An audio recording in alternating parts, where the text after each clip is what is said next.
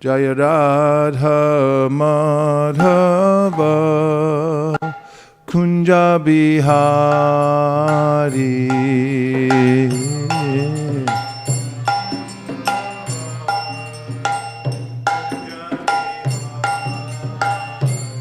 Jaya Radha Madhava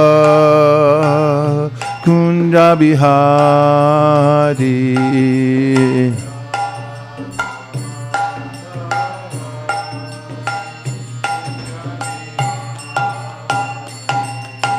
Gopi Jana Bala Ba Girivardhari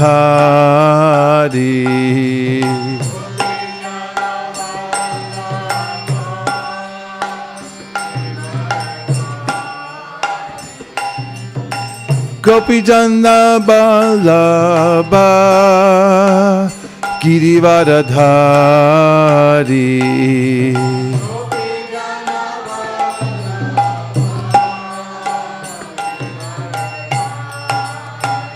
Yashoda Nandana Braja Jana Ranjana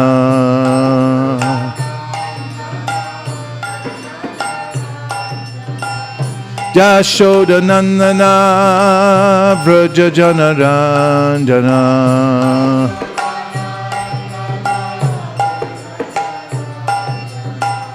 Yashoda Nandana Braja Jana Ranjana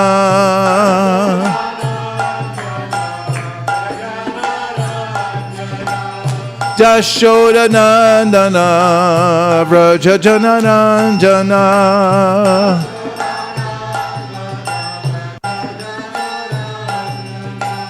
Jamuna Tira Vana Chari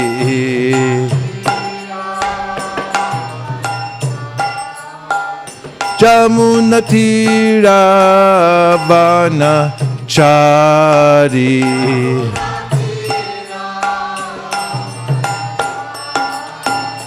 Jaya Radha Madhava Kunda Bihari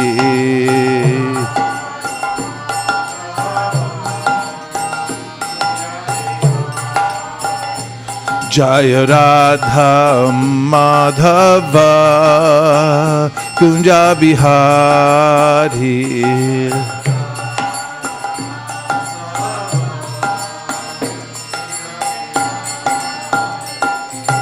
Gopi Jana Ballabha Girivardhari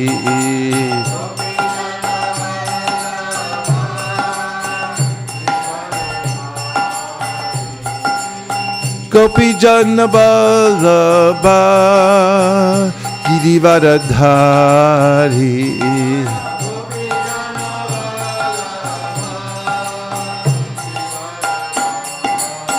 Yashoda Nandana Braja Jana Ranjana Yashoda Nandana Braja Jana Ranjana Yashoda Nandana Braja Jana Ranjana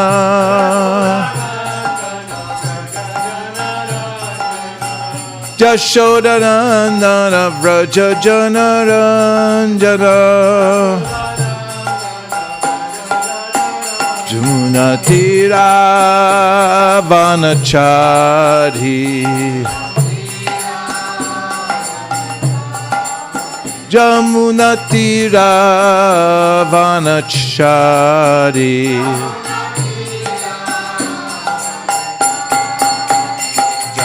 Radha Madhava Kunja Bihari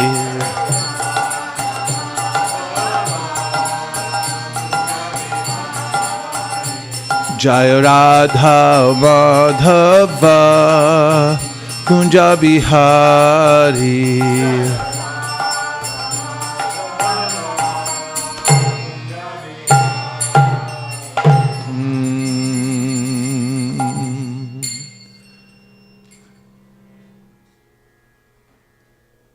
We have the prayers of Queen Kunti, please. Hare Krishna. Welcome to all the stalwarts here. And welcome to everyone who's joined us online.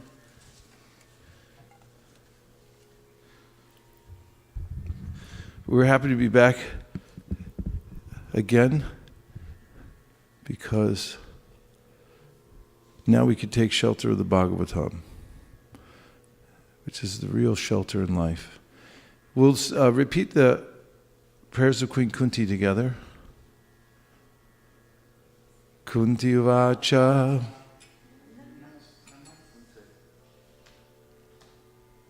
Kunti Uvacha. Namaste Purusham Tvajam. It's a little high for you all, huh? Kunti Uvacha.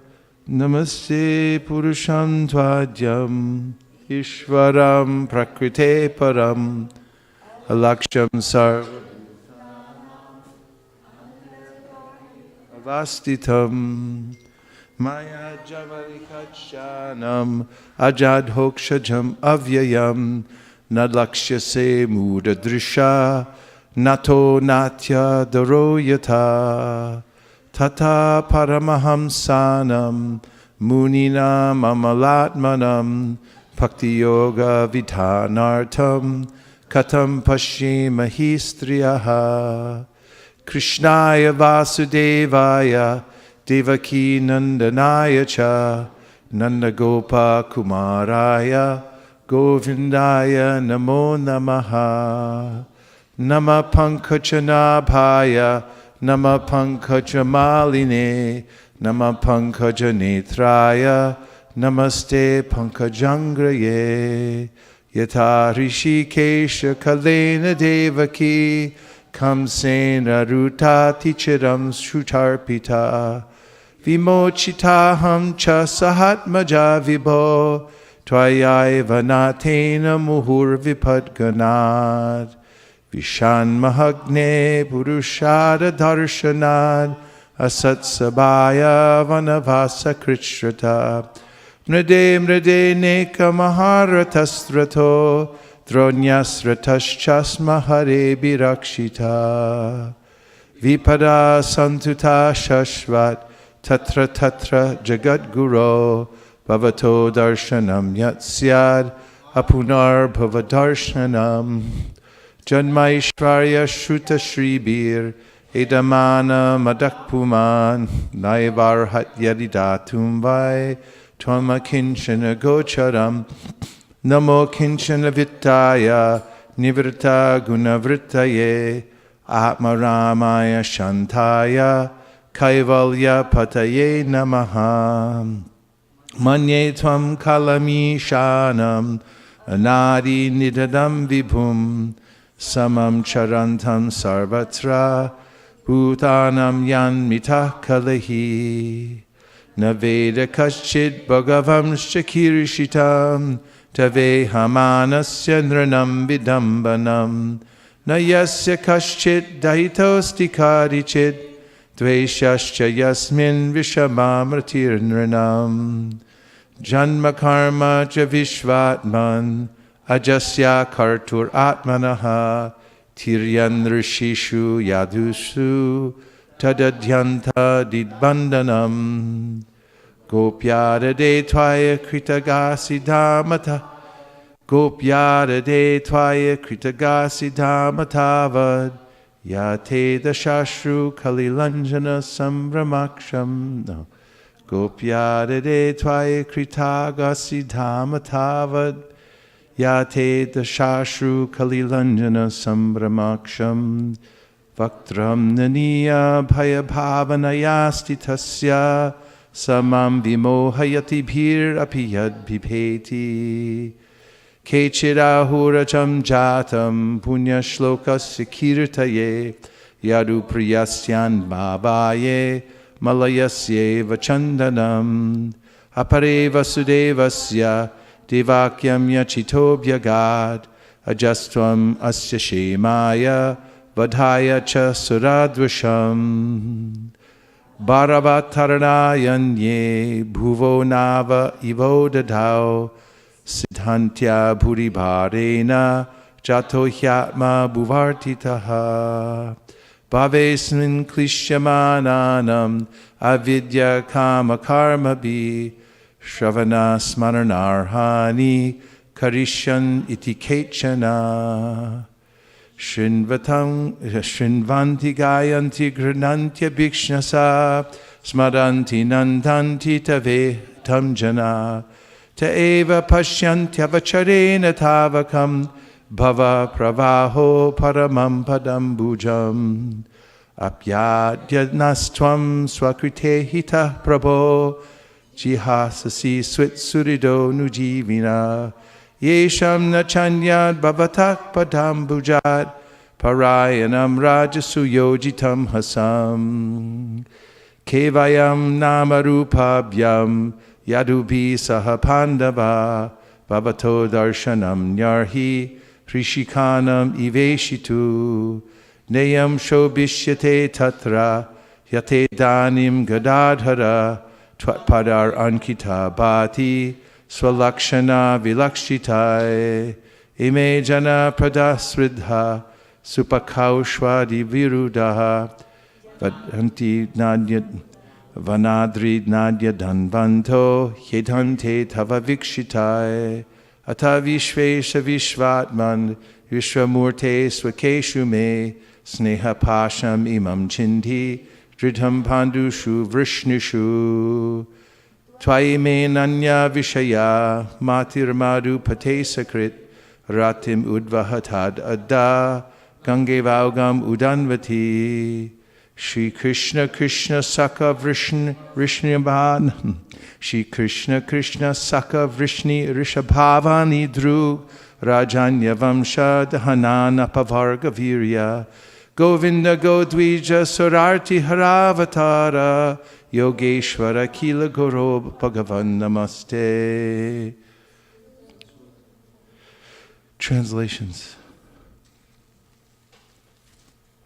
Anyway, that last one's there. We can't neglect it.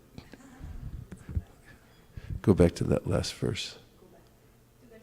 I think I asked for this previously.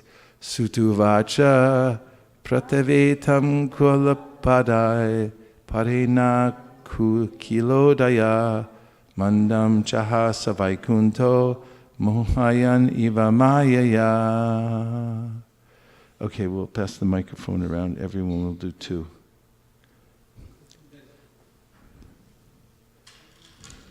But somebody traded the microphones in for tea biscuits. Okay,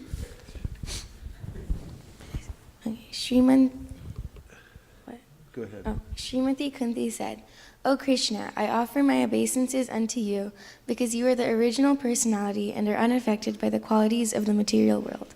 You are existing both within and without everything, yet you are invisible to all. Being beyond the range of limited sense perception, you are the eternally irreproachable factor covered by the curtain of deluding energy.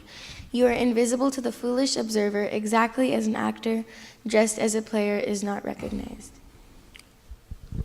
You yourself descend to propagate the transcendental science of devotional service onto the hearts of advanced transcendentalists and mental speculators, who are purified by being able to discriminate between matter and spirit.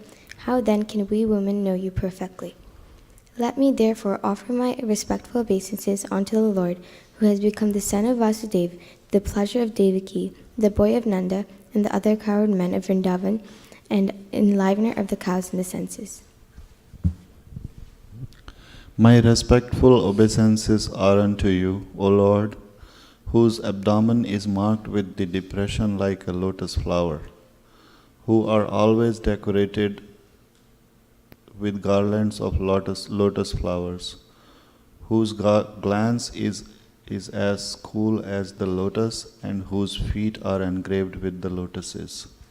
O Rishikesha, master of the senses and lord of lords, you have released your mother Devaki, who was long imprisoned and distressed by the envious king Kamsa, and me and my children from the series of constant dangers. My dear Krishna, Your Lordship has protected us from a poisoned cake, from a great fire, from cannibals, from the vicious assembly, from suffering during our exile in the forest, and from the battle where great generals fought. And now you have saved us from the weapons of Aswathama. 2. I wish that all those calamities would happen again and again, so that we could see you again and again. For seeing you means that we will no longer see repeated births and death. My Lord, your Lordship can easily be approached, but only by those who are materially exhausted. One who is on the path of material progress, trying to improve himself with respectable parentage, great opulence, high education, and bodily beauty cannot approach you with sincere feeling. My obeisances are unto you who are the property of the materially impoverished. You have nothing to do with the actions and reactions of the material modes of nature. You are self-satisfied, and therefore you are the most gentle and are master of the monas. My Lord, I consider your Lordship to be eternal time, the supreme controller, without beginning and end, the all-pervasive one. In distributing your mercy, you are equal to everyone. The dissensions between living beings are due to social intercourse. O Lord, no one can understand your transcendental pastimes, which appear to be human and are so misleading. You have no specific object of favor, nor do you have any object of envy. People only imagine that you are partial. Of course, it is bewildering, O soul of the universe, that you work, though you are inactive, and that you take birth, though you are the vital force and the unborn. You yourself descend amongst animals, men, sages, and aquatics. Verily, this is bewildering. My dear Krishna, Yashoda took up a rope to bind you when you committed an offense, and your perturbed eyes overflooded with tears, which washed the mascara from your eyes. And you are afraid, though fear personified is afraid of you. This sight is bewildering to me. Some say that the unborn is born for the glorification of pious kings, and others say that he is born to please King Yadu, one of your dearest devotees. You appear in his family as sandalwood appears in the Malaya hills. Others say that since both Vasudev and Devki prayed for you, you have taken your birth as their son. Undoubtedly you are unborn, yet you take your birth for their welfare and to kill those who are envious of the demigods. Others say that the world, being overburdened like a boat at sea, is much aggrieved, and that Brahma, who is your son, prayed for you, and so you have appeared to diminish the trouble. And yet others say that you appeared for the sake of rejuvenating the devotional service of hearing, remembering, worshipping, and so on, in order that the conditioned souls suffering from material pangs might take advantage and gain liberation.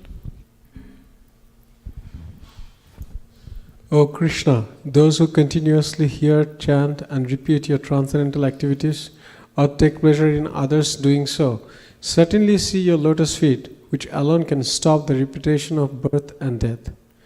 O my Lord, you have executed all duties yourself.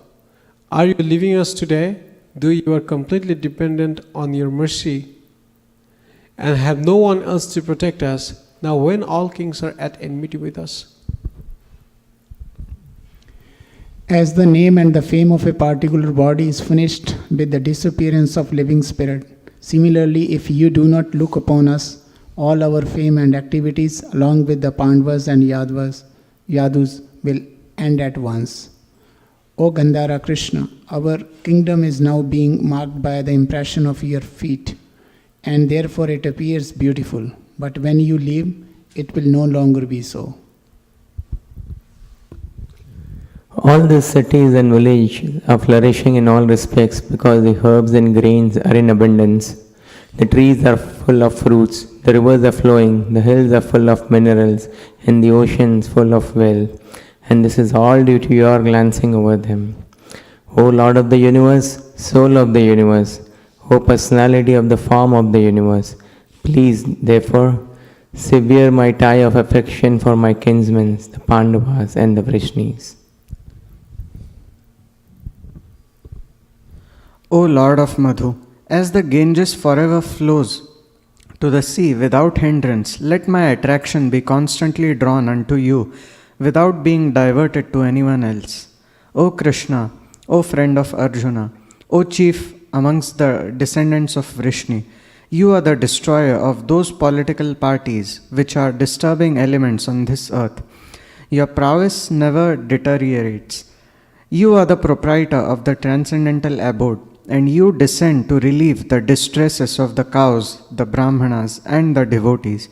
You possess all mystic powers, and you are the preceptor of the entire universe. You are the Almighty God, and I offer you my respectful obeisances.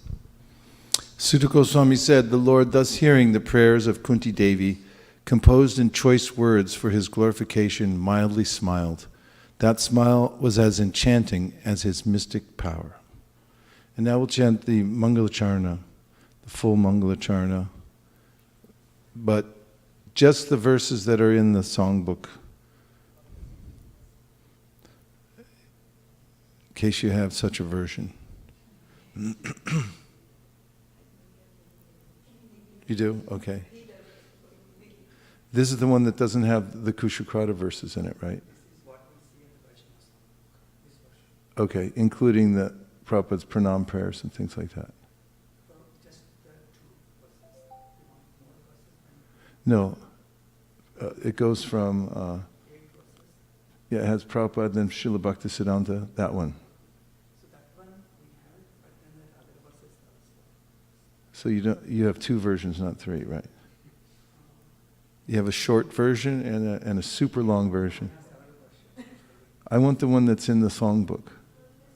That's the full version, but without Kushakrata's verses and the extra ones that I add in.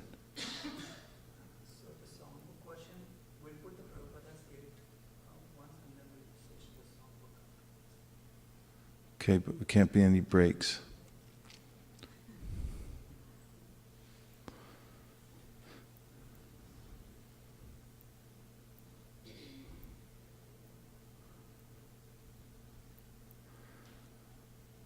You ready? Om Ajnana-timirandasya Jnananjana Shalakaya Chakshurun Militam Jena Tasmai Shri Gurave Namaha Shri Chaitanya Manobhishtam Stapitam Yena Bhutale Swayam Rupa Katahmayam Dadati Swapadantikam Vandeham Shri Guru Sri Yuta Padakamalam Shri Gurun Vaishnavamscha Shri Rupam Sagrajatam Sahagana Raghunatham Vitam Tam Sajivam Sadvaitam Savadhutam Parijana Sahitam Krishna Chaitanya Devam Shri Radha Krishna Padan Sahagana Lalita Shri Vishakhan Vitamscha Nama Om Vishnu Padaya Krishna Preshtaya Bhutale Srimate Bhakti Vedanta Swami Nitti Namine Namaste Saraswate Deve Gauravani Pracharine Nirvishesha Shunyavadi Paschatya Deshatarine Nama Om Vishnu Padaya Krishna Preshtaya Bhutale Srimate Bhakti Siddhanta Saraswati Iti Namine Shri Varshabhana Videvi Daitaya Kripabdaye Krishna Sambandha Vijnana Dayane Prabhave Namaha Madhuryojjwala Premadya Shri Rupanuga Bhaktida Shri Gaura Karuna Shakti Vigrahaya Namostute Namaste Gauravani Shri Murtaye Dinatarine Rupanuga Virudhapa Siddhanta Dvanta Harine Namo Gaurakishoraya Sakshad Vairagya Murtaye Vipralambara Sambodhe Padambu Jayate Namaha Namo Bhakti Vinodaya Sakchidananda Namine Gaura Shakti Sarupaya Rupanuga Varayate Gaura Virvava Bhomestvam Nirdesha Sajjana Priyaha Vaishnava Sarvabhauma Shri Jagannathayate Namaha Vancha Kalpatarubhyascha Kripa Sindhubhya Evacha Patitanam Pavanebhyo Vaishnavebhyo Namo Namaha Namo Mahavaranyaya Krishna Prema Pradayate Krishnaya Krishna Chaitanya Namne Gaura Tvishe Namaha Panchatattvatmakam Krishnam Bhakta Rupa Swarupakam Bhaktavataram Bhaktakyam Namami Bhakta Shaktikam He Krishna Karuna Sindho Dina Bandho Jagatpate Gopesha Gopika Kanta Radha Kanta Namostute Jayatam Suratau Pangor Mama Manda Matirgati Matsarvaswa Padambojao Radha Madanamohanao Divya Vrindaranya Kalpadrumadha Srimad Ratnakara Singhasanastao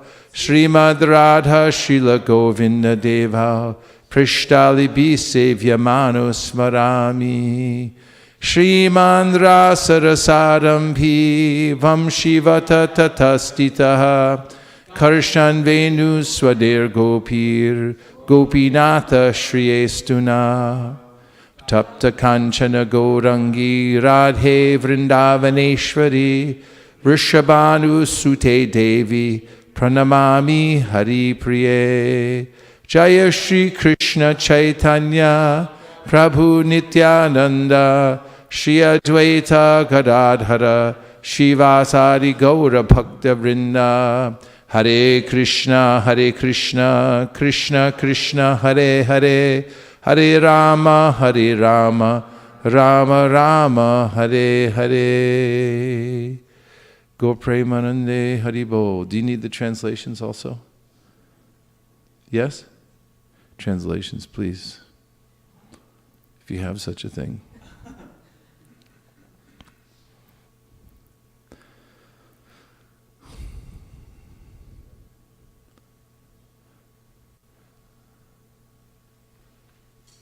I offer my respectful obeisances unto my spiritual master, who has opened my eyes which were blinded by the darkness of ignorance with the torchlight of knowledge. When will Srila Rupa Goswami Prabhupada, who has established within this material world the mission to fulfill the desire of Lord Chaitanya, give me shelter under his lotus feet? I offer my respectful obeisances unto the lotus feet of my spiritual master and of all the other preceptors on the path of devotional service. I offer my respectful obeisances unto all the Vaishnavas and unto the 6 Goswamis, including Srila Rupa Goswami, Srila Sanatan Goswami, Raghunatha Das Goswami, Jiva Goswami, and their associates. I offer my respectful obeisances unto Advaita Acharya Prabhu, Sri Nityananda Prabhu, Sri Chaitanya Mahaprabhu, and all his devotees, headed by Srivas Thakur. I then offer my respectful obeisances unto the lotus feet of Lord Krishna, Srimati Radharani, and all the gopis, headed by Lalita and Vishaka. Let's do that again. I offer my respectful obeisances unto the lotus feet of my spiritual master and of all the other preceptors on the path of devotional service.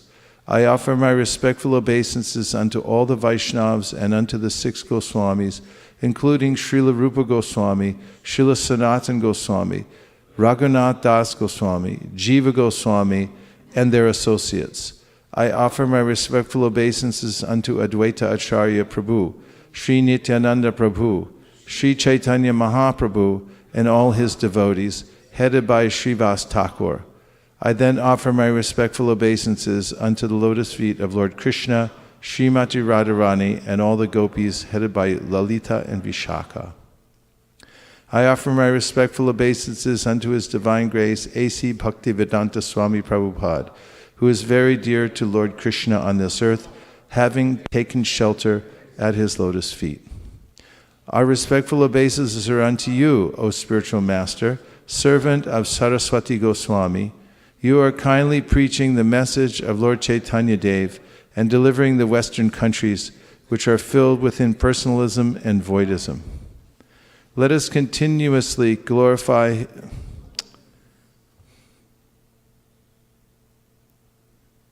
I offer my respectful obeisances unto His Divine Grace, Srila Bhaktisiddhanta Saraswati Thakur Prabhupada, who is very dear to Lord Krishna, having taken shelter at his lotus feet. I offer my respectful obeisances to Sri Varshabhanavidevi Daita Das, another name of Srila Bhaktisiddhanta Saraswati, who is favored by Srimati Radharani, and who is the ocean of transcendental mercy and the deliverer of the science of Krishna. I offer my respectful obeisances unto you, the personified energy of Sri Chaitanya's mercy, who deliver devotional service, which is enriched with conjugal love of Radha and Krishna, coming exactly in the line of revelation of Srila Rupa Goswami. I offer my respectful obeisances unto you, who are the personified teachings of Lord Chaitanya. You are the deliverer of the fallen souls.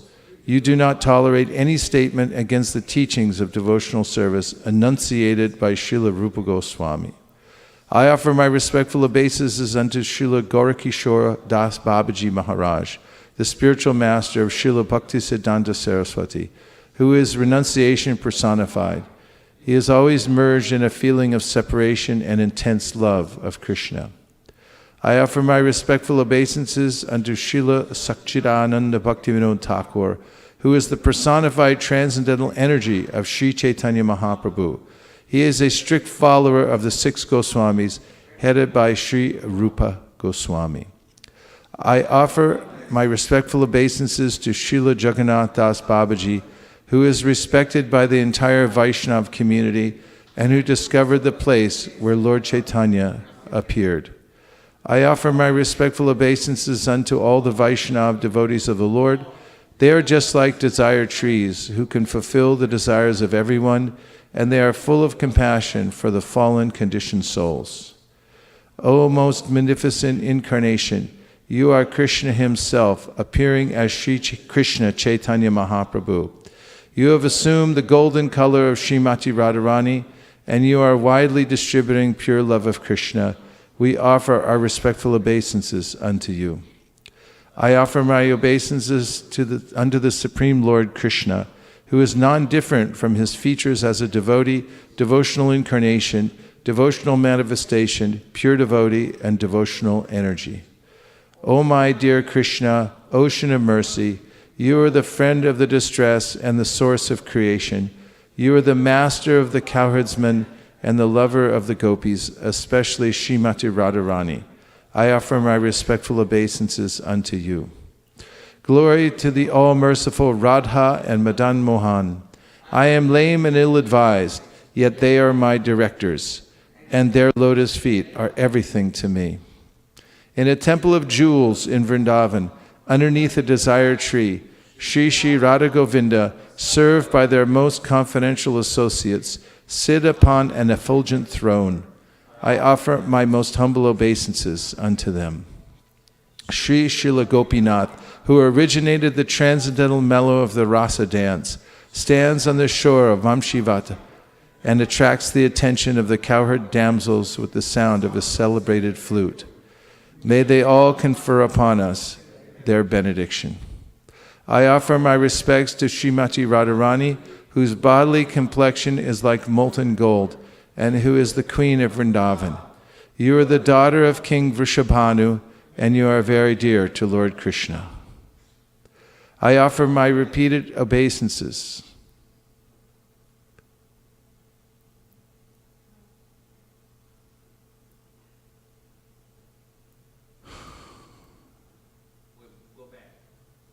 Was there one more?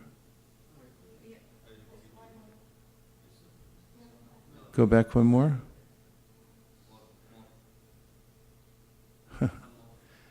We're lost in a forest of shlokas. Anyway, we finished Radharani's, right? What did we miss? Thank you. Hare Krishna. We got everything? Yeah, but what?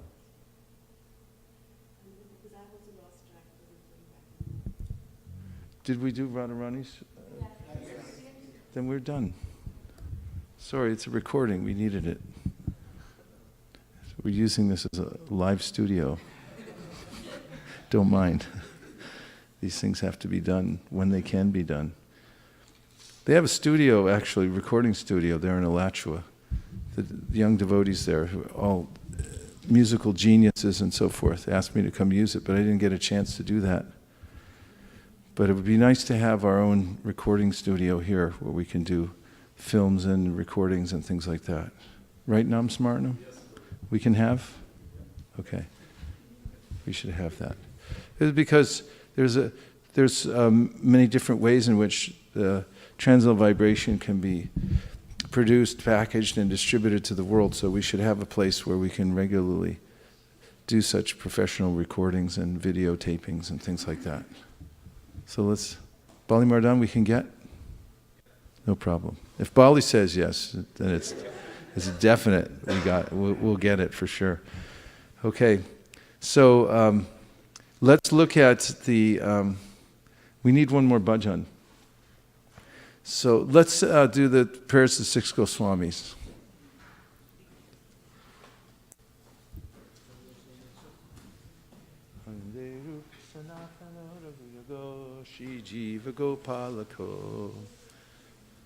These prayers are so powerful that if you chant them every day, you'll develop a strong attraction for hearing and chanting.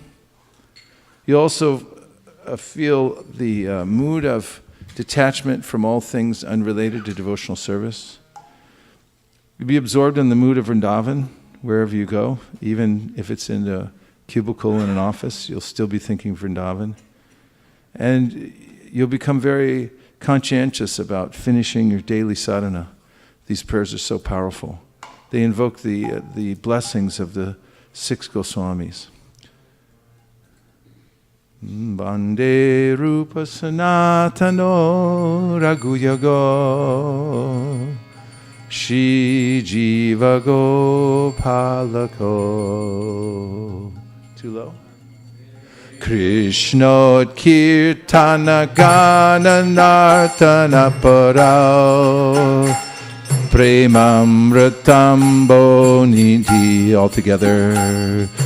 Dhira dhira jana priyo priyakaro Nirmatsara pujitao Shri Chaitanya Kripabara Bhuvi Bhuvo Bharavahantarako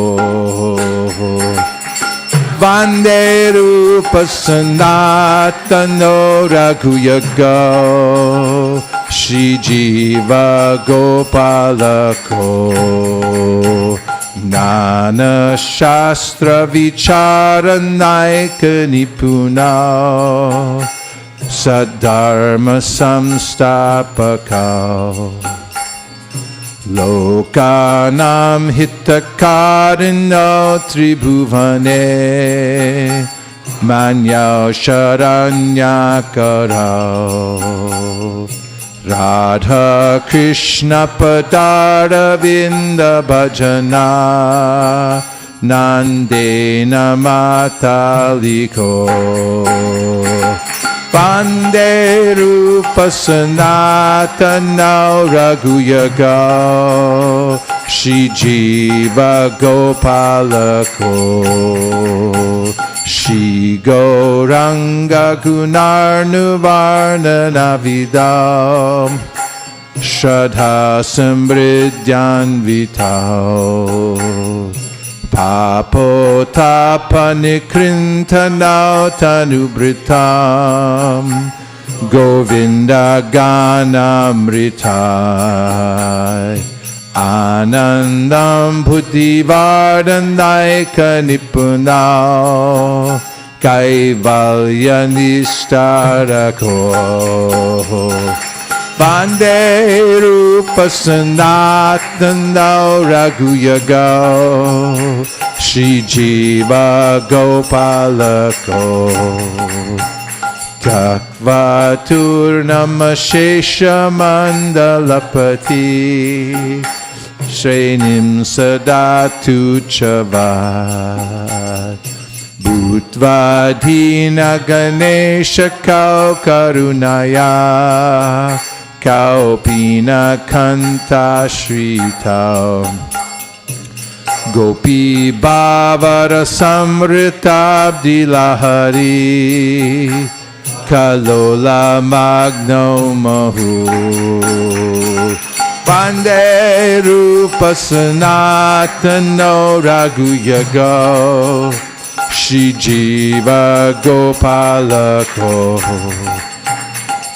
Kujat Kokilaham Sasara Sagana Kirne Mayura Kule Nana Ratnani Badamula Vitapa Shri Yukta Vrindavane Radha Krishna Maharnisham Prabhavjatao Jivarta Doyo Mudha Vande Rupa Sanatano Raghuyago Shri Jiva Gopalako Sankhya Purvaka Namagana Natibi Kalavasani Kritao Nidrahara Viharakari Vijatao Chatyanta Dinau Chayao Radha Krishna Smiter Madhurima Nandena Sammohito Vande Rupa Sanatano Raghuyago Shri Jiva Gopalako Radha Kunda Tate Kalinda Tanaya Tire Chavam Shivate Premon Madhavashara Shesha Dashaya Graso Pramato Sada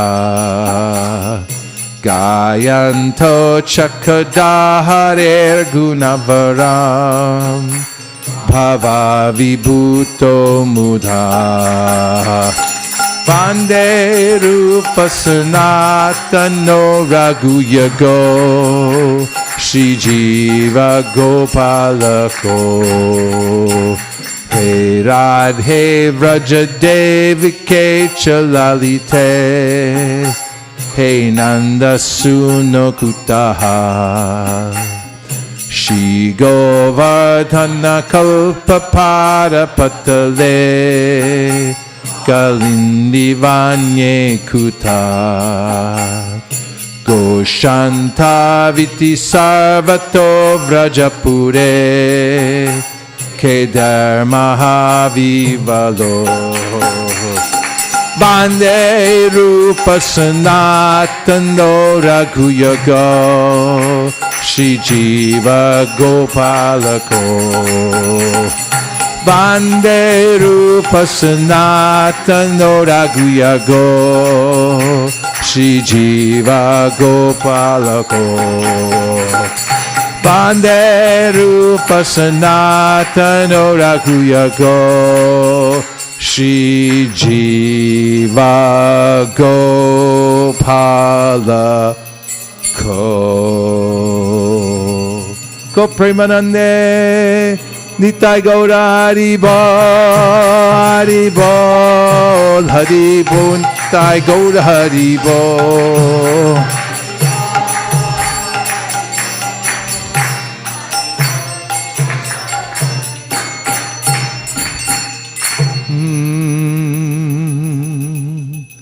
And now we'll do the translations.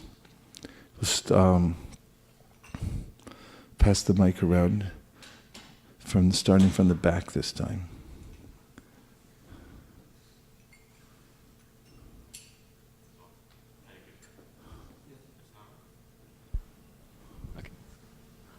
Translations. I offer my respectful obeisances unto the 6 Goswamis, namely Sri Rupa Goswami, Sri Sanatana Goswami, Sri Raghunatha Bhatta Goswami, Sri Raghunatha Dasa Goswami, Sri Jiva Goswami, and Sri Gopala Bhatta Goswami, who are all engaged in chanting the always engaged. Who are always engaged in chanting the holy name of Krishna and dancing. They are just like the ocean of love of God, and they are popular both with gentle and the ruffians, because they are not envious of anyone. Whatever they do, they are all pleasing to everyone and are fully blessed by Lord Chaitanya. Thus, they are engaged in missionary activities meant to deliver all the conditioned souls in the material universe. I offer my respectful obeisances unto the 6 Goswamis, namely Sri Rupa Goswami, Sri Sanatana Goswami, who are very expert in scrutinizingly studying all the revealed scriptures with the aim of establishing the eternal religious principle for the benefit of all human beings. Thus, they are honored all over the 3 worlds, and they are worth taking shelter of because they are absorbed in mood of the gopis and are engaged in the transcendental loving service of Sri Sri Radha and Krishna. I offer my respectful obeisance unto the 6 Goswamis, who are very much enriched in understanding Lord Chaitanya, and who are thus expert in narrating his transcendental qualities. They can purify all conditioned souls from the reactions of their sinful activities by pouring upon them transcendental songs about Govinda. As such, they are very expert in increasing the limits of the ocean of transcendental bliss, and they are the saviors of the living entities from the devouring mouth of impersonal liberation. I offer my respectful obeisances unto the 6 Goswamis, namely Sri Rupa Goswami, who kicked off all association of aristocracy, as insignificant. In order to deliver the poor conditioned souls, they accepted loincloths, treating themselves as mendicants, but they are always merged in the ecstatic ocean of the gopis' love for Krishna, and they bathe always and repeatedly in the waves of that ocean. I offer my respectful obeisances unto the 6 Goswamis, namely Sri Rupa Goswami, Sri Sanatana Goswami, Sri Jiva Goswami, Sri Raghunath Das Goswami, Sri Raghunath Bhatta Goswami, and Gopal Bhatta Goswami, who are always engaged in intensely worshipping Sri Sri Radha and Krishna in the transcendental land of Vrindavan, which is filled with peacocks and flocks of cooing swans, cuckoos, and cranes. In Vrindavan, there are also beautiful trees full of fruits and flowers, and having roots inlaid with all valuable jewels. With great delight, the Goswamis bestow upon the living entities the boon of the goal of life. I offer my respectful obeisances unto the 6 Goswamis, who were engaged in chanting the holy names of the Lord and bowing down in a secluded scheduled measurement. In this way, they utilized their valuable lives, and in executing these devotional activities, they conquered over eating and sleeping, and were always meek and humble, and chanted by remembering the transcendental qualities of the Lord.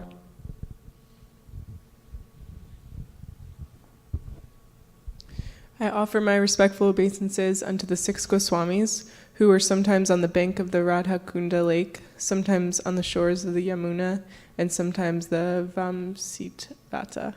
At these places they appeared just like madmen in the full ecstasy of love for Krishna, exhibiting different transcendental symptoms in their bodies, and they were merged in the ecstasy of Krishna consciousness. Let's look at that word, Vamshivata. Go back. Go back. See the word Vamshivata? Just when you see an S with the slash over it like that, you pronounce it SH. And then whenever you see a line over a vowel like that I, then you hold it twice as long as normal. And so now try it. Vamshivata. Okay.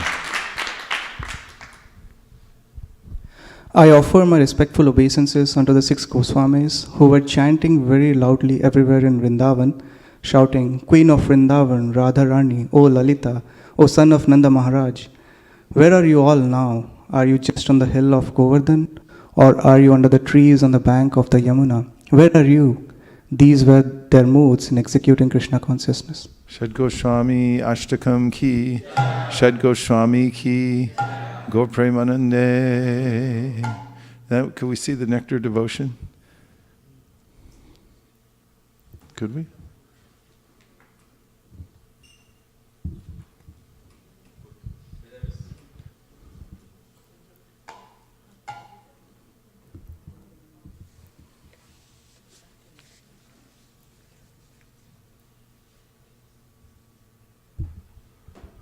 Aha!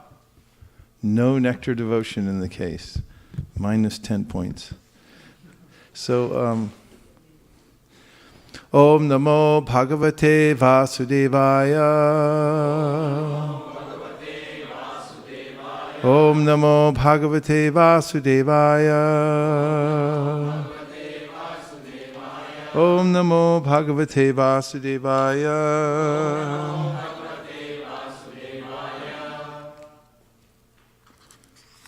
This is one of the books by the Goswamis, Srila Rupa Goswami, and I'll just read a couple of excerpts.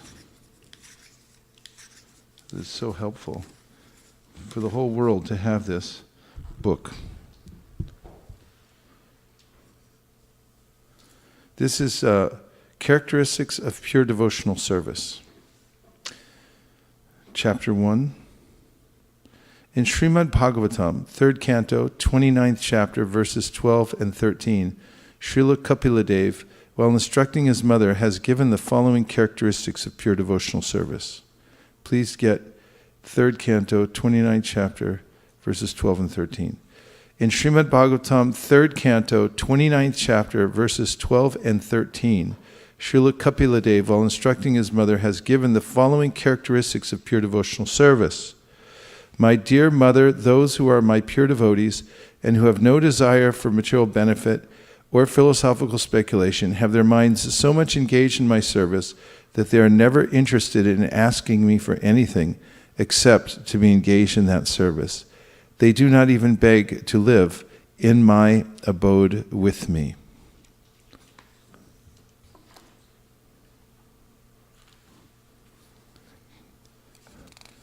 Madguna Shruti Matrena Mai Sarva Guhashaye Manogatir Vichina Yata Gangamba Budao Lakshanam Bhakti Yogasya Nirgunasya Hudaritam Haituki Avyavahita Ya Bhakti Purushotame. So the very beginning of the nectar devotion, we're getting a definition of what it means to engage in pure devotional service.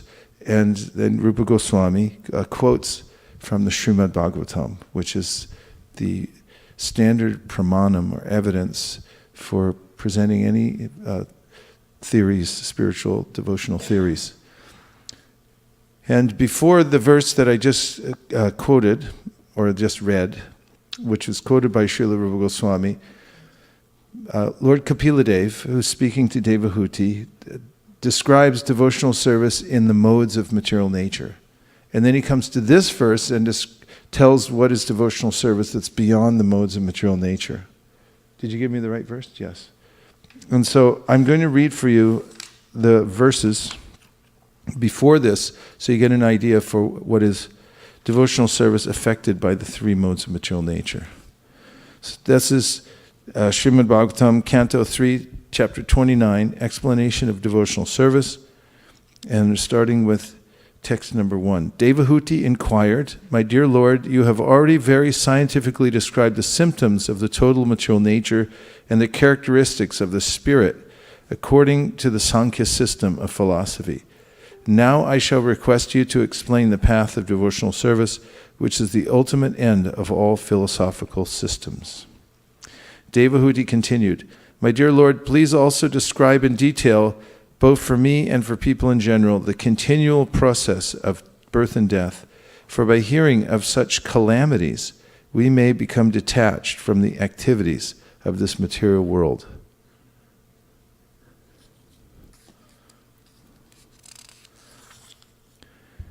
Please also describe eternal time, which is a representation of your form, and by whose influence people in general engage in the performance of pious activities. My dear Lord, you are just like the sun, for you illuminate the darkness of the conditional life of the living entities. Because their eyes of knowledge are not open, they are sleeping eternally in that darkness without your shelter, and therefore they are falsely engaged by the actions and reactions of their material activities, and they appear to be very fatigued. Sri Maitreya said, O best amongst the Kurus, the great sage Kapila, moved by great compassion and pleased by the words of his glorious mother, spoke as follows.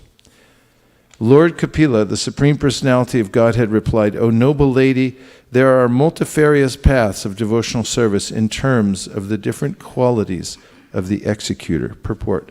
Pure devotional service in Krishna consciousness is one because in pure devotional service there is no demand from the devotee to be fulfilled by the Lord.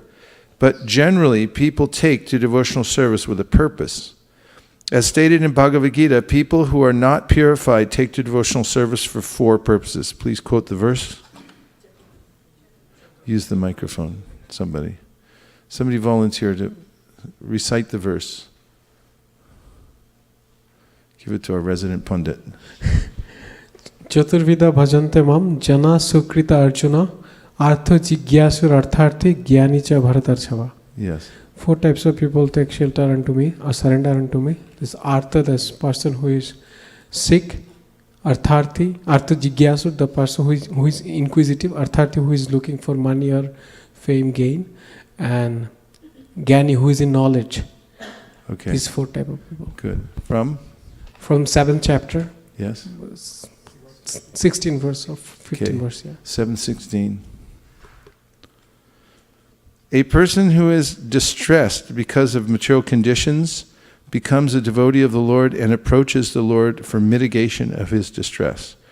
A person in need of money approaches the Lord to ask for some improvement in his monetary condition. Others who are not in distress or in need of monetary assistance but are seeking knowledge in order to understand the absolute truth also take to devotional service, and they inquire unto the nature of the Supreme Lord. This is very nicely described in Bhagavad Gita 7:16. Actually, the path of devotional service is one without a second, but according to the devotee's condition, devotional service appears in multifarious varieties, as will be nicely explained in the following verses. Prepare yourselves. Abhisandhaya yohingsam damban matsaryam evava sambrambhi binnadrik bhavam mai kuryat satamasaha. Devotional service executed by a person who is envious, proud, violent, and angry, and who is a separatist, is considered to be in the mode of darkness. It has already been stated in Srimad Bhagavatam, 1st canto, 2nd chapter, that the highest, most glorious religion is the attainment of causeless, unmotivated devotional service. Somebody else, please quote the verse. Use the microphone. Savaipam samparo dharmo yato bhaktir adhokshaje ahaituki apratihata yayatma suprasidati. The highest devotional service is one that is attained, which should be unmotivated and uninterrupted to completely satisfy the self. Verse number. 1st canto, 2nd chapter, 6. Number 6. Good job. In pure devotional service, the only motive should be to please the Supreme Personality of Godhead. That is not actually a motive. That is the pure condition of the living entity.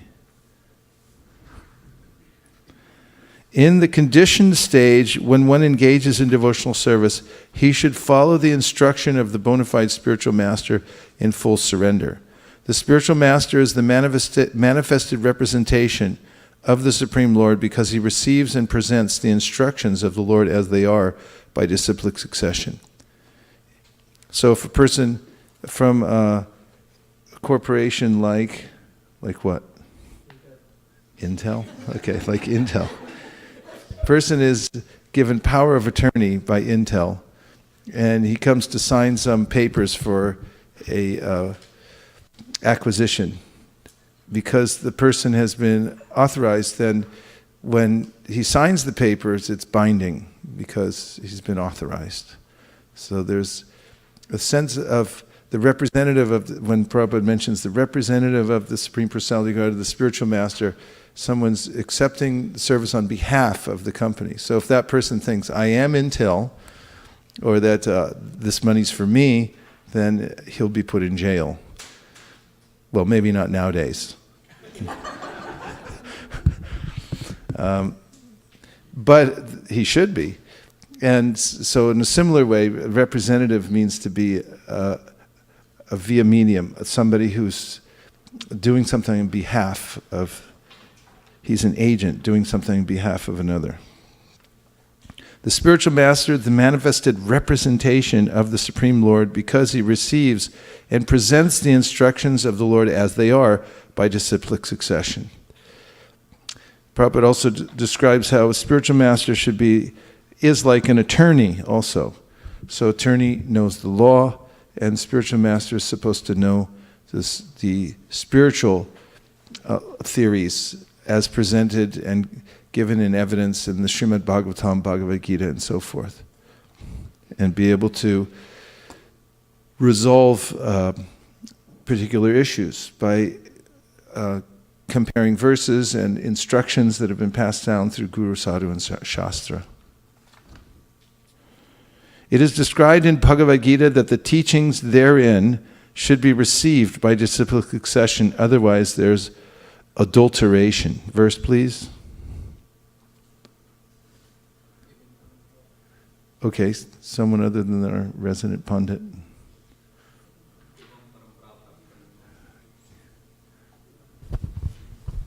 All you are Bhakti Shastris, right? Evam parampara praptam imam rajasya vidu sakalina mahata yoganasta parantapa. Could you just tell us about the verse, please? So or this the verse, translation. The translation. So this is the disciplic success. Evam parampara praptam. This disciplic succession. I don't know exact translation would be. Evam parampara praptam imam rajasya vidu. So he's saying that this is like the disciplic succession. Sakalina mahata egonasta parantapa. So and then by the time gradually it occurs, it deteriorates the value of the knowledge because of the time factor. Yeah, he says that because this the knowledge has been lost, now I'm passing it on to you through parampara, means one after another, and he's renewing it. Okay. To act under the direction of a bona fide spiritual master with a motive to satisfy the Supreme Personality of Godhead is pure devotional service. I repeat, to act under the direction of a bona fide spiritual master with a motive to satisfy the Supreme Personality of Godhead is pure devotional service. But if one has a motive for personal sense gratification, his devotional service is manifested differently. Such a man may be violent, proud, envious, and angry, and his interests are separate from the Lord's. One who approaches the Supreme Lord to render devotional service, but who is proud of his personality, envious of others, or vengeful, is in the mode of anger. He thinks that he is the best devotee. Devotional service executed in this way is not pure. It is mixed, and it is the lowest grade, of the lowest grade, tamasaha. Which grade? Srila Vishwanath Chakravarti Thakur advises that a Vaishnava who is not of good character should be avoided. A Vaishnava is one who has taken the Supreme Personality of Godhead as the ultimate goal of life, but if one is not pure and still has motives, then he is not a Vaishnava of the first order of good character. One may offer his respects to such a Vaishnava because he has accepted the Supreme Lord as the ultimate goal of life, but one should not keep company with a Vaishnava who is in the mode of ignorance. So, if someone is a Vaishnava, which means he accepts Krishna as the ultimate goal of life, but doesn't have good character, what should one do? Well, you said avoid, but what else? Somebody use the microphone and give the full explanation. You've got it? Go ahead. Maharaj, we could keep a respectful distance. Okay, be a little more accurate. Respectful distance. I mean, that's good, but it's very sutra-esque. So yes? one should basically not have any association, not necessarily respectful distances, but association in terms of the thought process, in terms of the Vani, so which is to be avoided. You could offer respects to such a person, but you don't have to associate. I mean, what you said was nice. Yes? Can I relate it to with the 6 kind of dealings among the devotees which can be avoided with him, like dadati pratiginyati kuchamakyati, so this kind of dealings? Sure. Well, maybe you send him some prasad from the other part of the country. Yeah, so and it's important to understand that there's 2 things. One is you're showing respect, but the other is you're not obligated to associate. In fact, you're enjoined here that you shouldn't associate if someone has bad character. But that doesn't mean that you should disparage the person publicly or become disrespectful, because we respect those who can say Hare Krishna. But you don't have to be right in close and have intimate association with such a person. And as a matter of fact, during outreach of Krishna consciousness, if one meets somebody who's inimical towards the Lord, one should avoid such a person. But Jiva Goswami goes on to say, in one's mind, one should think and pray for such a person that he or she might be helped by devotional service. And he said, this is sadachar, it means it's good behavior. To think about how to help such a person, but you should avoid them at the same time. Okay, text number 9. The worship of deities in the temple by a separatist with a motive for material enjoyment, fame, or opulence is devotion in the mode of passion. Purport. The word separatist must be understood carefully. The Sanskrit words in this connection are binna drik or pratak bhava. A separatist is one who sees his interest as separate from that of the Supreme Lord. Mixed devotees, or devotees in the modes of passion and ignorance, think that the interest of the Supreme Lord is supplying the orders of the devotee. The interest of such devotees is to draw from the Lord as much as possible for their sense gratification. This is the separatist mentality. Actually, pure devotion is explained in the previous chapter. The mind of the Supreme Lord and the mind of the devotee should be dovetailed. A devotee should not wish anything but to execute the desire of the Supreme. That is oneness. When the devotee has an interest or will different from the interest of the Supreme Lord, his mentality is that of a separatist.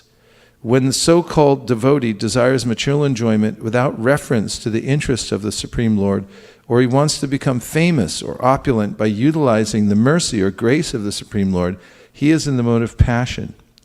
Mayavadis, however, interpret the word separatist, this word separatist, in a different way. They say that while worshiping the Lord, one should think himself one with the Supreme Lord. This is another adulterated form of devotion within the modes of material nature. The conception that the living entity is one with the Supreme is in the mode of ignorance. Oneness is actually based on oneness of interests. A pure devotee has no interest but to act on behalf of the Supreme Lord. When one has even a tinge of personal interest, his devotion is mixed with the 3 modes of material nature. Someone give one of the main points from this. Purport, one of the main points. Okay. Yes, Kushal, go ahead. Hare Krishna Maharaj, separatist mentality. Yes. Separatist mentality is when one has will or intention which is not the same which is not as per the interest of the Supreme Lord. That is separatist mentality. Okay, what else? Other main points? Yes. Pass the mic back. Another mentality is when you use the mercy of the Lord to gain material opulences. Yeah, very good. And?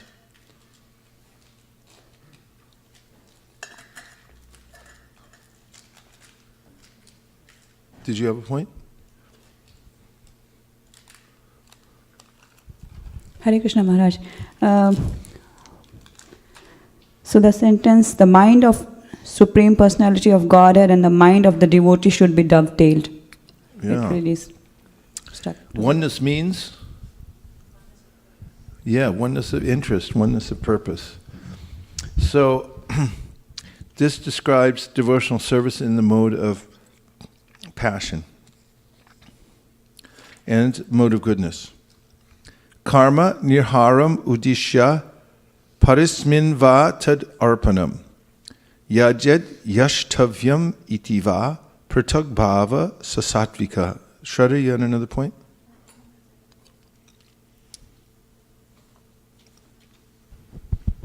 So Maharaj, in verse number 8, it said that if a person is proud of himself, he's in the mode of anger. So I always used to associate pride with passion. Somehow, pride. It's all related to that. Anyway, mode of anger is just a form of expression that Prabhupada used there.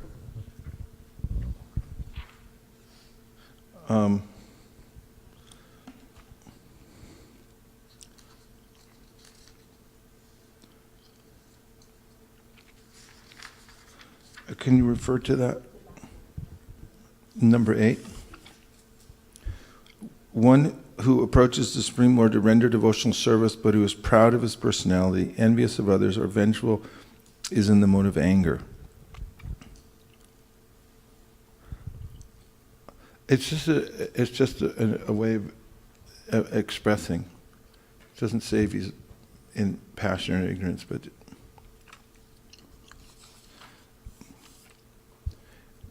when a devotee worships the Supreme Personality of Godhead and offers the results of his activities, in order to free himself from the inebrities of fruitive activities, his devotion is in the mode of goodness. Purport. The Brahmins, Kshatriyas, Vaishyas, and Shudras, along with the Brahmacharis, Grihasthas, Vanaprasthas, and Sannyasis, are the members of the 8 divisions of Varnas and Ashramas, and they have their respective duties to perform for the satisfaction of the Supreme Personality of Godhead. When such activities are performed and the results are offered to the Supreme Lord, they are called karmarpanam. What are they called? Duties performed for the satisfaction of the Lord. If there is any inebriety or fault, it is atoned for by this offering process. But if this offering process is in the mode of goodness, rather than in pure devotion, then the interest is different. The 4 ashramas and the 4 varnas act for some benefit in accordance with their personal interests. Therefore, such activities are in the mode of goodness. They cannot be counted in the category of pure devotion. Pure devotional service, as described by Rupa Goswami, is free from all material desires. Anyabhilashita shunyam. There can be no excuse for personal or material interest. Devotional activities should be transcendental to fruitive activities and empiric philosophical speculation. Pure devotional service is transcendental to all material qualities. Devotional service in the mode of ignorance, passion, and goodness can be divided into 81 categories. There are different devotional activities such as hearing, chanting, remembering, worshiping, offering prayer, rendering service, and surrendering everything, and each of them can be divided into 3 qualitative categories. There is hearing in the mode of passion, in the mode of ignorance, and in the mode of goodness. Similarly, there is chanting in the mode of ignorance, passion, and goodness, etc. 3 multiplied by 9 equals 27, and when again multiplied by 3, it becomes 81. One has to transcend all such mixed materialistic devotional service in order to reach the standard of pure devotional service as explained in the next verses. So now we come back to the original verse. This is Madguna Shruti Matrena, and this is the definition of pure devotional service. I'll say, please repeat. Madguna Shruti Matrena Mai Sarva Guhashaye Manogatir Avichchanna Yata Gangam Basum Budao Lakshanam Bhakti Yogasya Nirgunasya Hudaritam Ahaituki Avyavahita Ya Bhakti Purushottame. Translation is, the manifestation of unadulterated devotional service is exhibited when one's mind is at once attracted to hearing the transcendental name and qualities of the Supreme Personality of Godhead, who is residing in everyone's heart. Just as the water of the Ganges flows naturally down towards the sea, such devotional ecstasy, uninterrupted by any material condition, flows towards the Supreme Lord. Purport. The basic principle of this unadulterated pure devotional service is love of Godhead. Madguna Shruti Matrena means just after hearing about the transcendental qualities of the Supreme Personality of Godhead. These qualities are called nirguna. The Supreme Lord is uncontaminated by the modes of material nature. Therefore, he is attractive to the pure devotee. There is no need to practice meditation to attain such attraction. The pure devotee is already in the transcendental stage, and the affinity between him and the Supreme Personality of Godhead is natural and is compared to the Ganges water flowing towards the sea. The flow of the Ganges water cannot be stopped by any condition. Similarly, a pure devotee's attraction for the transcendental name, form, and pastimes of the Supreme Godhead cannot be stopped by any material condition. The word avichinna, without interruptions, is very important in this connection. No material condition can stop the flow of devotional service of a pure devotee. The word ahaituki means without reason. A pure devotee does not render loving service to the personality of Godhead for any cause or for any benefit, material or spiritual. This is the first symptom of unalloyed devotional service. Anyabilashita shunyam. He has no desire to fulfill by rendering devotional service. Such devotional service is meant for the Purushottam, the Supreme Personality, and not for anyone else. Sometimes pseudo-devotees show devotion to many demigods, thinking the forms of the demigods to be the same as the Supreme Personality of Godhead's form. It is specifically mentioned herein, however, that bhakti, devotional service, is meant only for the Supreme Personality of Godhead, Narayan, Vishnu, or Krishna, not for anyone else. Avyavahita means without cessation. A pure devotee must engage in the service of the Lord 24 hours a day without cessation. His life is so molded that at every minute and every second he engages in some sort of devotional service to the Supreme Personality of Godhead. Another meaning of the word avyavahita is that the interest of the devotee and the interest of the Supreme Lord are on the same level. The devotee has no interest but to fulfill the transcendental desire of the Supreme Lord. Such spontaneous service unto the Supreme Lord is transcendental and is never contaminated by the material modes of nature. These are the symptoms of pure devotional service, which is free from all contamination of material nature. Now I'll go back to the first paragraph of the Nectar Devotion, from which we had moved on to see what Rupa Goswami is referring to.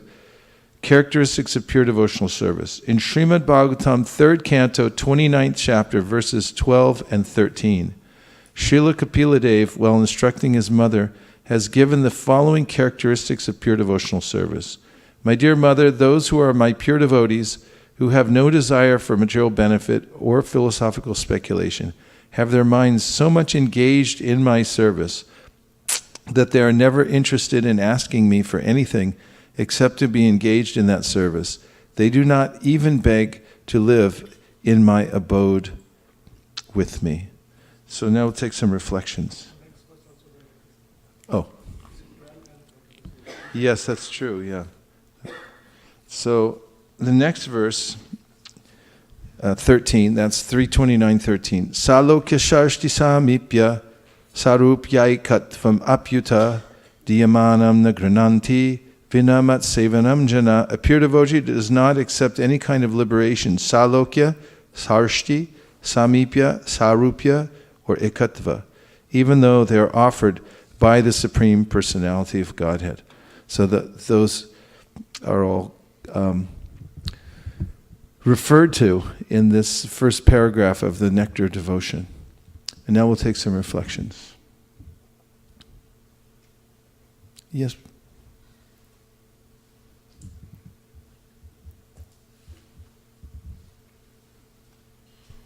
Hare Krishna, Guru Maharaj. I really liked the build-up of this class. Basically, when I sat down, right, the first verse we talked about was like Chaturvija Bhajante Mam, where Krishna is saying like, 4 kinds of people come to me. And you clearly explained this is okay, but these are not pure, right? Then I was confused. So first you tell like, these people can come and worship me, and then you kind of say these are not pure, right? Then this verse that you just read in the purport, right, it clearly talks about how the devotion should be unmotivated and it should be directed to just please the Lord. So that kind of clearly tells like this is what the definition of a pure devotee. So that was good. Yes. We also will notice as we're studying the various kinds of devotional service, even though motivated, how magnanimous Krishna is, that he appreciates all of them. For instance, Chatura Vida Bhajante Mam, Jana Sukritino Arjuna, Arto Jignasa Artarti Jnani Cha Bharatarshava. Krishna mentions 4 kinds of what he says, Sukriti, pious people who render service unto him or surrender to him because of the various motives that they have. And besides these, he mentions in the 9th chapter of the Bhagavad Gita, Gana Jagnena Chapyanye Yajanto Mamupasite Ekatvena Pritakvena Bahuda Vishvato Mukam. He said, then there are those, he says, some of them worship themselves as the Supreme Personality of Godhead. Ekatvena, they think they're God, so they worship in that way. Pritakvena Bahuda. And then there are those who see separate forms of the Lord. They think the demigods are various representatives and they're as good as worshiping the Supreme Lord. Pritakvena Bahuda Vishvato. Pritakvena Bahuda means they see various forms of the Supreme Personality of Godhead and accept those as God and they worship. And then Vishvato Mukam, then they see the universe as the Supreme Personality of Godhead. This is fairly common. People say, I prayed to the universe for a new car. And it came. I thanked the universe. I put out to the universe. There's a sense that there's a divineness to the universe, and they worship the universe as God. And Krishna is not disparaging these people necessarily, saying that they don't have a clear idea, but they have some idea that there's a divine somewhere, and they're worshiping in that way. But he gives also in the 9th chapter of the Bhagavad Gita a very clear indication of the perfect condition of devotional service when he gives Mahatmanas tu mam partha daivim prakritim ashrita bhajantyananya manaso gyatva bhutatim avyayam and satatam kirtayanto mam yatantaschadridavrta namasyantascha mam bhaktya nitya yukta upasate. And here he uses the word tu, and he says that but there are this special category of the pure devotees of the Lord. So this progression of verses we just read in the Srimad Bhagavatam, a 3rd canto, gives an idea of the ways in which the people who are doing devotional service, they have faith in God, but they're contaminated by various desires. We see how they're categorized and so forth. So it's helpful to see that because although it's important wherever it appears, that spark of a devotional service, knowing what the actual goal is and the definition of pure devotional service is very important. That's why Rupa Goswami begins his book with this. To say that this is the nature of pure devotional service. This is what we'll be talking about in the Nectar Devotion, how to perform that kind of devotional service. Other reflections, a lot of them. Okay, Bali Mardan, Prabhu, you had your hand up before, and then Vaisesika. So I like the Prabhupada's purport, how he really gives an example of the separatist. There are 5 difference, likely the violent, the envious, and the separatists are not in the mode of pure devotional service, rather than in devotion in darkness. And Prabhupada given an example of the definition of separatist, and then he said about the separatist in the mode of darkness, which is not agreeing to this. And the third category mentioned about the separatist who is taking the mercy of the Lord and taking advantage for his own glory. So it's likely mode of passions. And then he's also given an example of the Mayavadis, how they misinterpret the actual verse of separatist.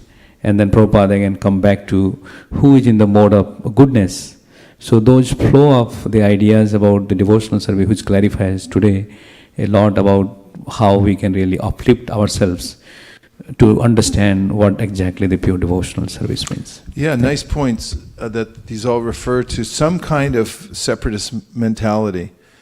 And Malini had quoted a verse earlier indicating the only way that one can be fully satisfied is by not having any separate interest. When one's interest is the same as the Lord's, that's one's only interest, then one can feel satisfaction in life.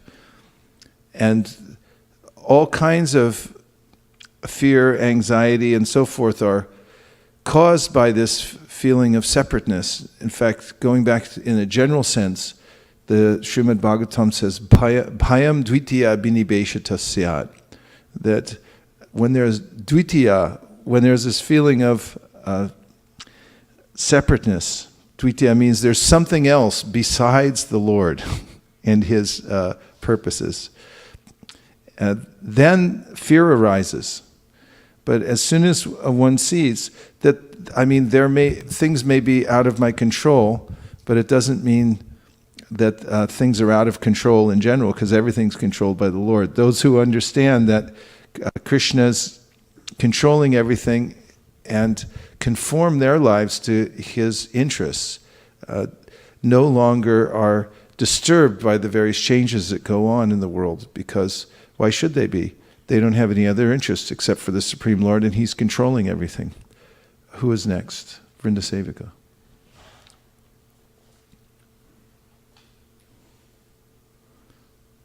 Hare Krishna. I was astonished by the number of different varieties of devotional service, 81, depending on the modes.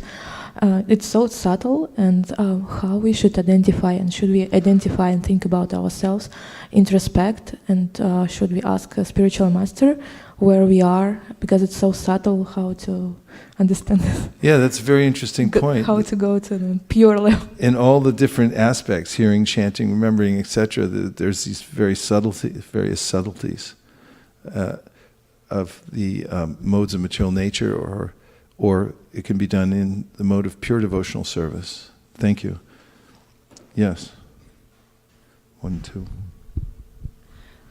I just noticed this analogy of the Ganges flowing into the ocean. We did twice, once in Queen Kunti's prayers, where she says that, let all my attention be drawn to the Lord without any hindrance. And again, now in the definition, where pure devotional service is being said, that it is characterized by, all your focus going to the Lord, similar to Ganges flowing towards the ocean without any obstacles. So I just noticed that thing.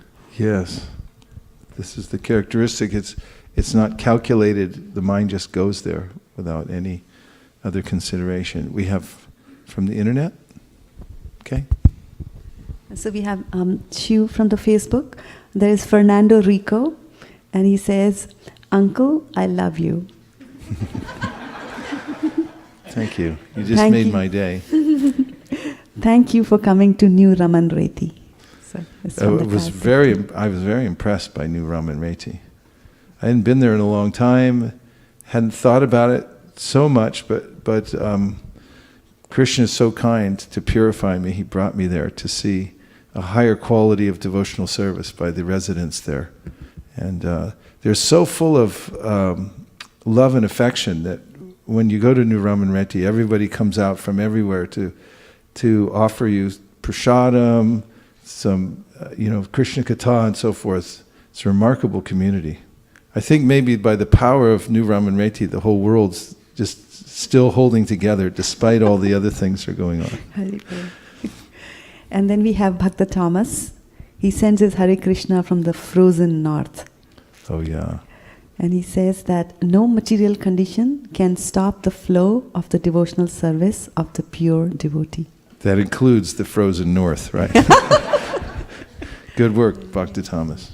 Can I share one reflection? Yes, please. So I was, since we are Sonic philosophy, I was concentrating on the word Shruti. So it said Mat Guna Shruti Matrena. And I was thinking about the pastimes of the wives of the Brahmanas. And they had just heard about Krishna at the bathing ghat, or where they went and they became devotees. And also Krishna says in the 13th chapter of Bhagavad Gita that some people are not very conversant with this, but they hear about him, and then just by hearing about his qualities. 1326. Yeah, 1326. So they just they become devotees, and they also then attain perfection eventually. So the power of hearing, just focusing on that.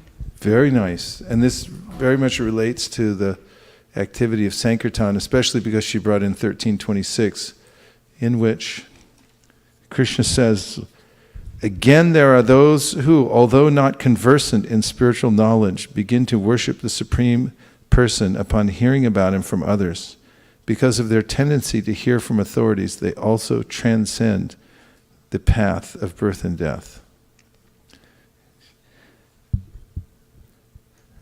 And Jiva Goswami makes this point in his Bhakti Sandarbha that one can understand the quality of one's own devotional service by to the degree in which one has developed a desire to hear. So if the Chaitanya Charitamrita comes out, then you think, I got to go home now. I think my mom's calling me to make a peanut butter and jelly sandwich. The mind resists, then this is a sign that there's some contamination by the modes of nature. But if one is constantly drawn towards hearing and wants to hear more and more, this is a sign of spiritual health. And you can judge for yourself and see how much eager you are to hear. What else? Yes. Hare Krishna, Maharaj. Thank you for giving such nice descriptions about the characteristics of pure devotion. So, one question that came to me is, when we get to know about these characteristics, we naturally want to pray for them, but while praying, sometimes also this thought comes that, oh, am I even qualified to pray for this, or am I being impudent while trying to pray for these qualities? So how do we take the approach from that point on? How should we pray for these qualities of pure devotion? Well, first to understand that it's the natural state of the living entity. It's not something foreign to us. Nitya Siddha Krishna Prema Sadhya Kabunoi Shravanadi Shita Chite Kare Udoi. Chaitanya Mahaprabhu taught that the devotee has the nature of having affection for the Supreme Personality of Godhead, but it's become covered over. So it's not something extra that we're getting, it's something inherent, and we're simply coming to the state of purification. A living entity who becomes purified then naturally has these qualities arise. And also we can depend on the great souls and repeat what they've said. This is a recommended process. As we did this morning, we recited Queen Kunti's prayers, and if we follow in their footsteps by reciting what they've said and then trying to imbibe the same kind of feeling as we're saying, then we'll be helped in a number of ways. First, by saying the right things because they've been said by liberated souls, and second, by trying to emulate their mood. Krishna will empower us. But it's not, you'll find in many of the prayers of liberated souls, the statement again and again, I'm not qualified. I'm not even qualified to approach you, and so forth. And this is one of the moods of pure devotional service also. Chaitanya Mahaprabhu taught Sanatana Goswami that as one advances in devotional service, one feels him or herself less and less qualified. Even though that person is becoming more qualified, he or she feels less qualified. So it's a natural state of humility. It's not that one advances in devotional service, then one becomes conceited and says, I'm the best devotee or something like that. All the devotees will say, I'm the lowest. In fact, when Narada Muni was looking for the devotee who had received the most mercy, he went to various devotees and glorified them, and each one of them pointed to somebody else.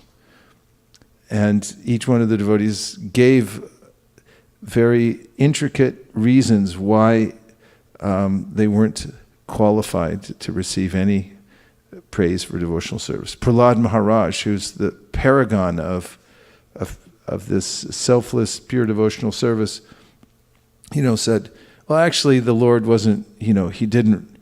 You'll notice that he just came for a little while, and it was I really didn't deserve it, and others will defer. All the others. This is in the Srimad Bhagavatam. So that's the mood of the devotees anyway. At the same time, one should not consider oneself to be permanently unqualified, because this is also not the case. By following the process, one should have optimism that I can come to the perfectional stage. Otherwise, why are we performing the activities? And Chaitanya Mahaprabhu says, krame krame, step by step, if you follow this, then you'll come to the perfectional stage. You'll come to the stage of Uttama Adhikari. So sometimes people, it's not that, Uttama Adhikaris descend and then there's no access to that stage of devotional service. It's the opposite.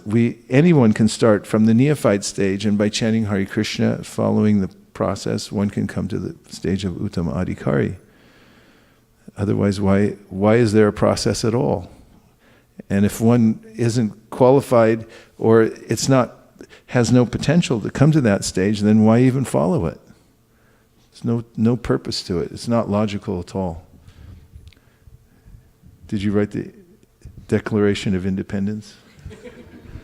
The Bill of Rights? The Magna Carta? What else? Any other things? Yes, last point. So, this separatist mentality in devotional service, Srila Prabhupada was explaining in one of the Chatashloki Bhagavad Gita purport.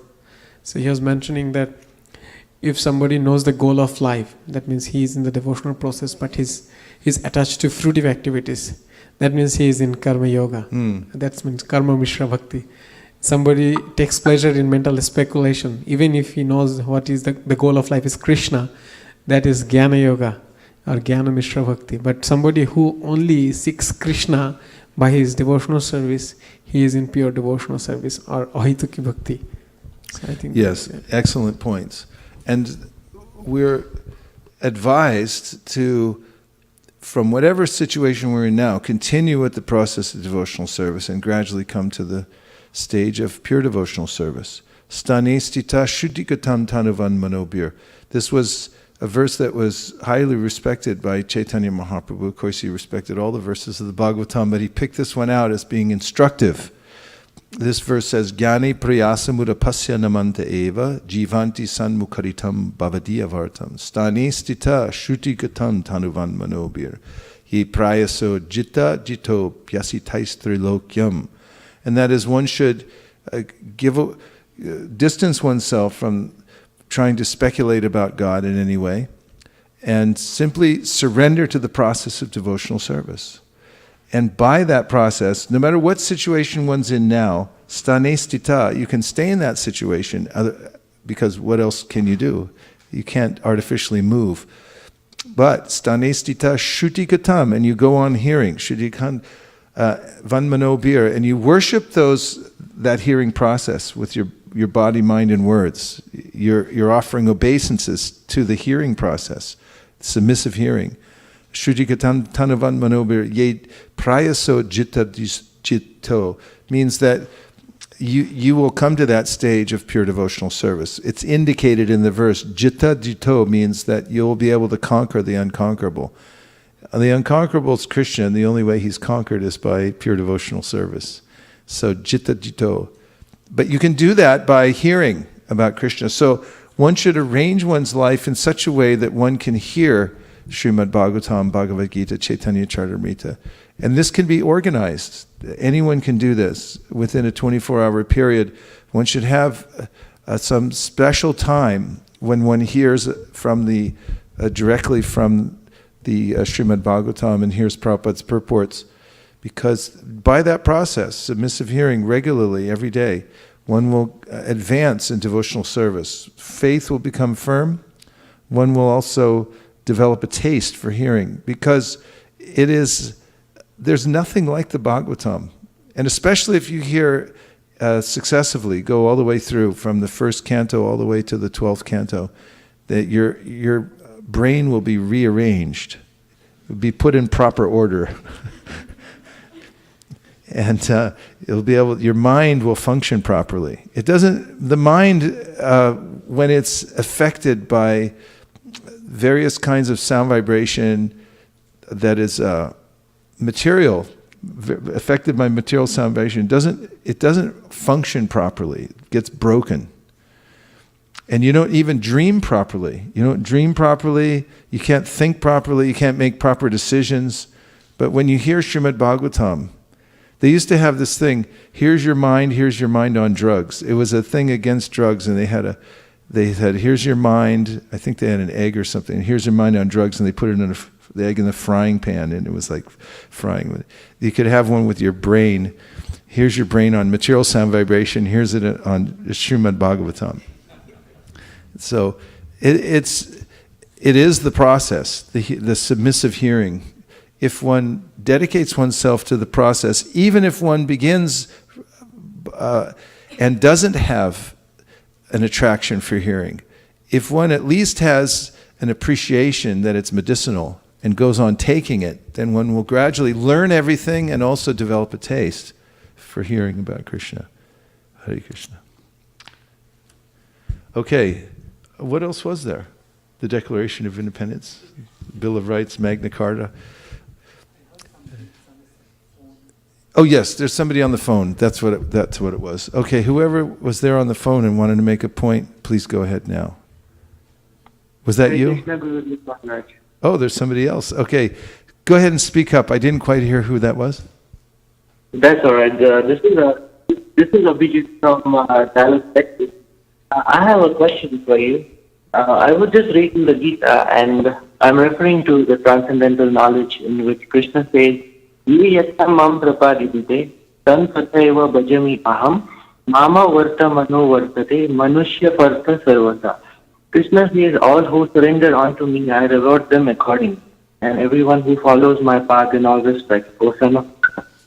I wanted to ask that, with reference to this quote, when devotees are sincere towards their devotional service to Krishna, and they are sincere in their endeavor to serve Krishna, in often situations of our life when things become difficult to do that, or in sense of Maya, things don't go so. I wanted to ask that at that point, why doesn't Krishna intervene with Maya and say, hey, stop, this is my duty, please invest with me? and I offer my protection. If I understood you correctly, see, you're breaking up, so it's a little difficult for us to hear everything, but from what I gathered so far, you quoted from Bhagavad Gita, Ye yata mam prapadyante tam stataiva bhajamyaham, etc. In this verse, Krishna says that as one surrenders to me, I reward him accordingly. And then you said, what about a situation in which one is performing devotional service but is engaged in worldly activities at the same time? I said when devotee is engaged in pure devotional service of the Lord and oftentimes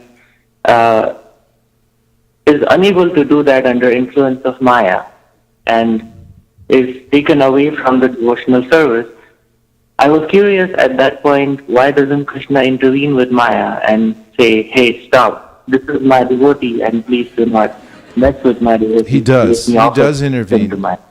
Yes, he does intervene, and that's why there are numerous references in Shastra to the way in which Krishna intervenes. In fact, Narada Muni Navajano Jata Katanshana Vrajan Mukunda Sevan Yara Angar Samshritim Smaran Mukundang Rukabu Haram Punar Vihatami Chenna Rasagra Hojana. In this verse, Narada Muni says, could you bring me the verse, please? He says that when somebody is performing devotional service, but then falls down from the process of devotional service, he doesn't undergo material existence like a normal person. In fact, there's an interesting commentary in this. We'll hear Prabhupada's. Vishwanath Chakravarti Thakur comments that after somebody's taken to devotional service and has experienced it, tasted pure devotional service, even if he falls down from the process, he can't forget because he's haunted by the ghost of rasa. The ghost of rasa. He's haunted by the ghost of rasa. He can't forget Krishna's lotus feet. He's like, no matter what he does in the material world, he's like, damn, this is no good, but I can't stop it. No, Navajano. Oh, there it is. Okay. My dear Vyasa, this is 1:5:19. My dear Vyasa, even though a devotee of Lord Krishna sometimes falls down somehow or other, he certainly does not undergo material existence like others, fruitive workers, etc., because a person who has once relished the taste of the lotus feet of the Lord can do nothing but remember that ecstasy again and again. And Vrinda will read the purport for us.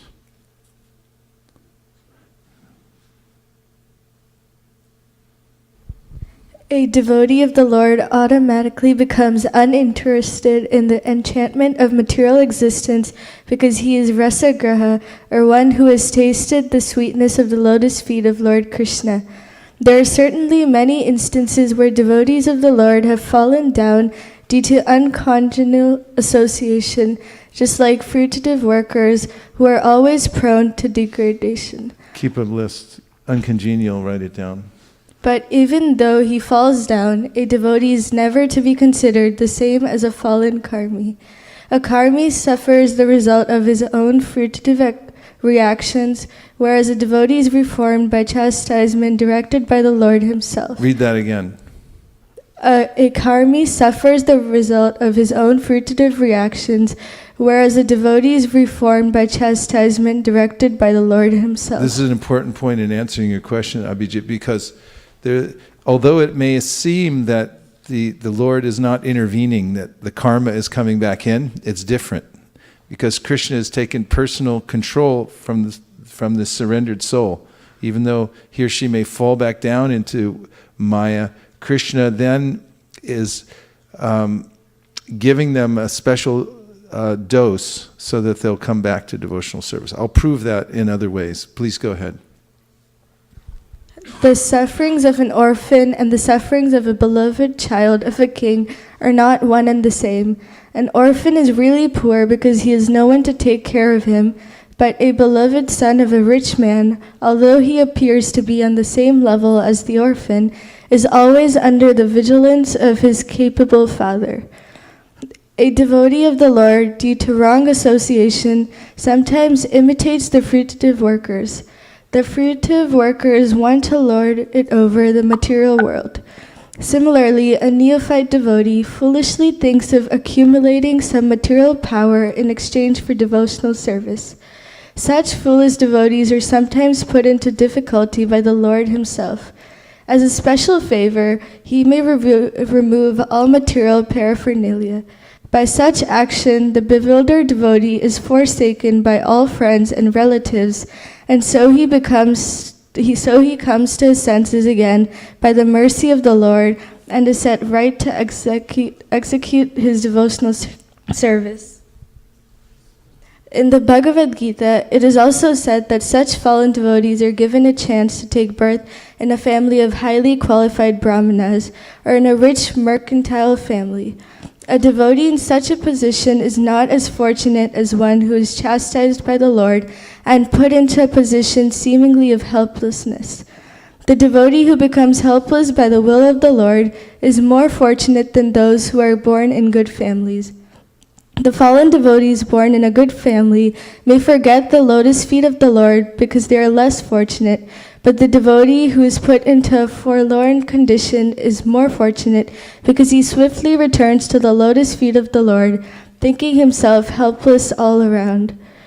Pure devotional service is so spiritually relishable that a devotee becomes automatically uninterested in material enjoyment. This is a sign of perfection in progressive devotional service. A pure devotee continuously remembers the lotus feet of Lord Sri Krishna and does not forget him even for a moment, not even in exchange for all the opulence of the three worlds. Well done. Thank you. So this is one piece of evidence that the devotee who, although engaged in the process of devotional service, falls down from the process, does not become forgotten by Krishna. He's not a forgotten person. Krishna never forgets us, but he instead intervenes in our life in various ways and to rectify us. So one may think that, well, why? It's my own conception of what I should have in life and the way my life should be. That's not always accurate. Krishna has a better idea of ways in which to organize our lives so that we're going in the right direction. Like, have you ever tried to help a little bug who's running free in your house or on a public path, and you say, look, it's not a good area for you. You're in a bad place. Somebody's going to step on you. And you go over to help, and they go, yeah, leave me alone. I want to be here. And I was like, no, you got to move over this way, a little further, get on a bush, something. And they'll resist. They'll go around and up and down. And the bug's thinking, this guy is really torturing me. So Krishna, is like, okay, you're on a place where you're going to get smashed. So I'm going to move you a little bit over here. And it's like, yeah, leave me alone. I want to live here. How come I can't have what I want? It's like, you can have what you want, but not over here. It's all over here. So we have to be intelligently aware that Krishna is our well-wisher and that he's the one that's moving us around. So for other evidence, we have from the 11th canto of the Srimad Bhagavatam, Supadamulam bhajata priyasya tyaktanya bhavasa hare priyeshaha vikarmayat shot patitam katanchid dhunoti sarvam hridi sandivishtaha. This verse says that a devotee may sometimes, somehow or other, although he's engaged, his full intention in life is to give up everything for the Lord. He becomes Hari Priyesha. He becomes dear to the Lord because of that. Anyone who does anything, even a little bit, this is something that's mentioned in the Nectar of Devotion, available here for $9.99. Product placement, becomes dear to the Lord. He's grateful. It's one of his qualities. He's always grateful for any little thing that somebody does. What to speak of somebody who surrenders and follows the path of pure devotional service? Such a person falls down, this verse says, somehow or other, these things come up because of past conditioning. There's a way in which it just bubbles up and somebody gets deviated. So, Sopadamulam bhajata priyasya tyaktanya bhavasa hare priyasya vikarma yat chot patitam katanchid. So somehow or other they perform some vikarma. Dhunoti sarvam hridi sannivishta. It's already built into the system because Krishna is there within the heart and he knows the intention of the person. And nothing else is required except for the devotee go on performing pure devotional service, because the Lord will purify him of that. No special arrangement like prayaschitta needs to be performed in order for one to become purified from that. So this proves also that Krishna is reciprocating with us. Even if we become overwhelmed by Maya, he's there to help rectify us from within the heart and purify us. So once one takes the path of devotional service, Prabhupada writes in the light of the Bhagavat, then even if one changes one's mind, the force of the devotional service will take us anyway. Which is, a reasonable person will then say, think that I might as well just, there's the easy way and the hard way. Might as well just surrender to Krishna and have him bring us along. But we're never forsaken by Krishna. I hope that helped. Thank you so much. Okay, Hare Krishna. Thank you for checking in. Good to hear from you. So, I also wanted to bring out a point from the 7th canto of the Srimad Bhagavatam, and that is that Hiranyakashipu had made a great endeavor to get something from the Supreme Personality of Godhead. He wanted to be deathless, and he wanted to enjoy everything in the material world. That's why his name is Hiranyakashipu. And these iconic figures can give us a hint that whenever we might identify a desire within ourselves for enjoying the material world, we might relate it to the story of Hiranyakashipu and think, well, he had given an extraordinary effort to enjoy the material world to the utmost. And not only that, he had performed austerities which were verified and also rewarded by the chief demigod in the universe, Brahma. And what was the result of that? Can anyone say? In one word? The result of him getting all those benedictions. How did it work out for him? Let's just ask you that. Failure, anything else? Disaster. It was disastrous. So one might take a lesson from this, that this sort of endeavor, even subtly, even on a small level, it leads to disaster, it leads to failure. Krishna says in the Gita, Mogasha, Moga Karmano, Moga Jnana Vichetasa, Rakshasimasarim Chaiva, Prakritim Mohinim Shritaha. Hey, we got some pundits over here too. Okay, so there's a way in which he says, if you have this demoniac mentality of trying to enjoy the material world, then it becomes baffled on all levels. Mogasha, Moga Karmano. Your activities will be curtailed ultimately.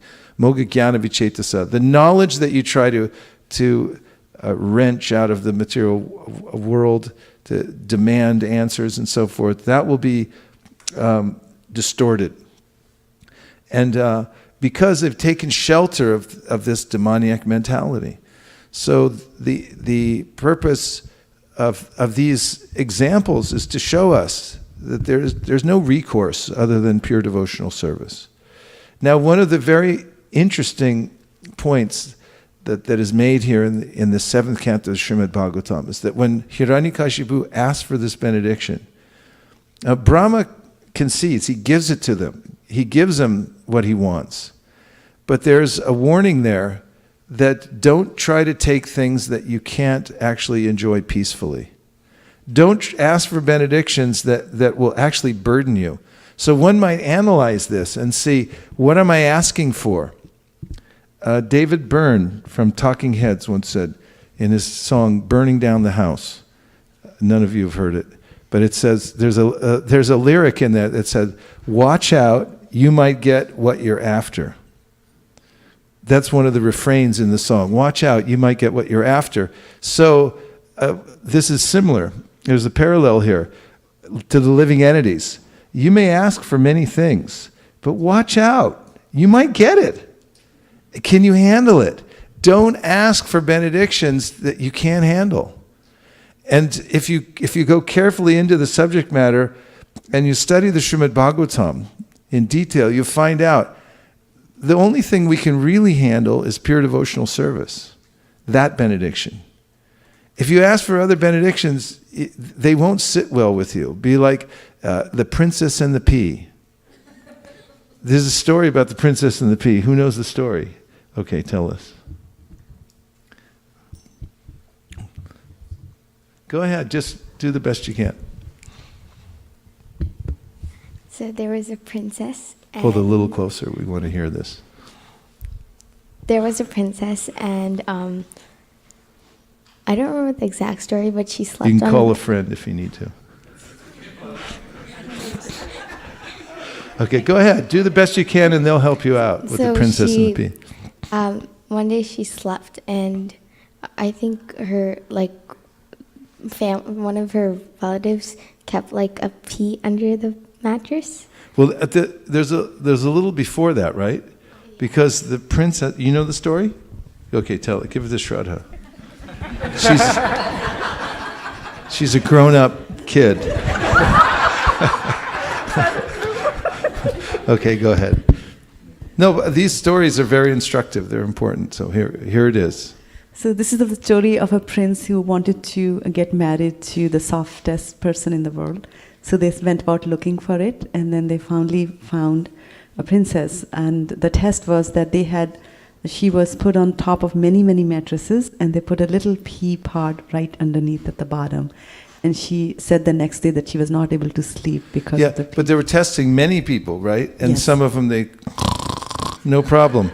But then, yes, there's more. This story is taken from Betal Panchabhingshati. There is a famous Sanskrit literature. Yes. The same kind of a story is there. Like a Brahman had 3 sons. So they were very sensitive. They were taken to the king. So the king was like, the king was telling that I will award the person who is most sensitive among these 3.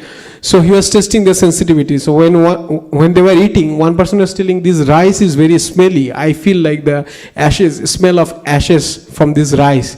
Then the king was telling, I don't feel anything, or nobody objected about anything. Then he asked the person who supplied the rice, and he told, okay, this rice was actually produced in a place which is very close to crematorium. So it's practical that, he is telling that. Then the second person, he was telling like he was smelling a flower, and he was telling this flower is not smelling as good as it's supposed to be. Something is there which is contaminating this flower. Then they found that the earth in which that flower is produced, that earth is like not clean or proper. It's a place of garbage, something like that. And then the third son, he was sleeping. He could not sleep because there was a needle at the bottom of the bed, and he felt like it's itching me, it's chewing me. So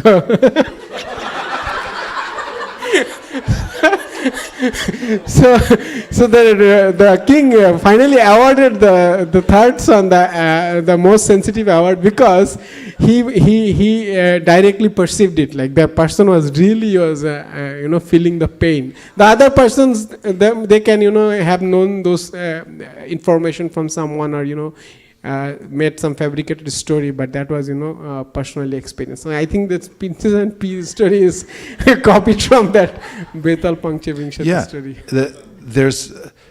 We're very subtle. We're living entities. We're not part of this world, and there are unlimited subtle enjoyments that we can try for. But for those who have tasted pure devotional service, these all become actually a disturbance to the consciousness.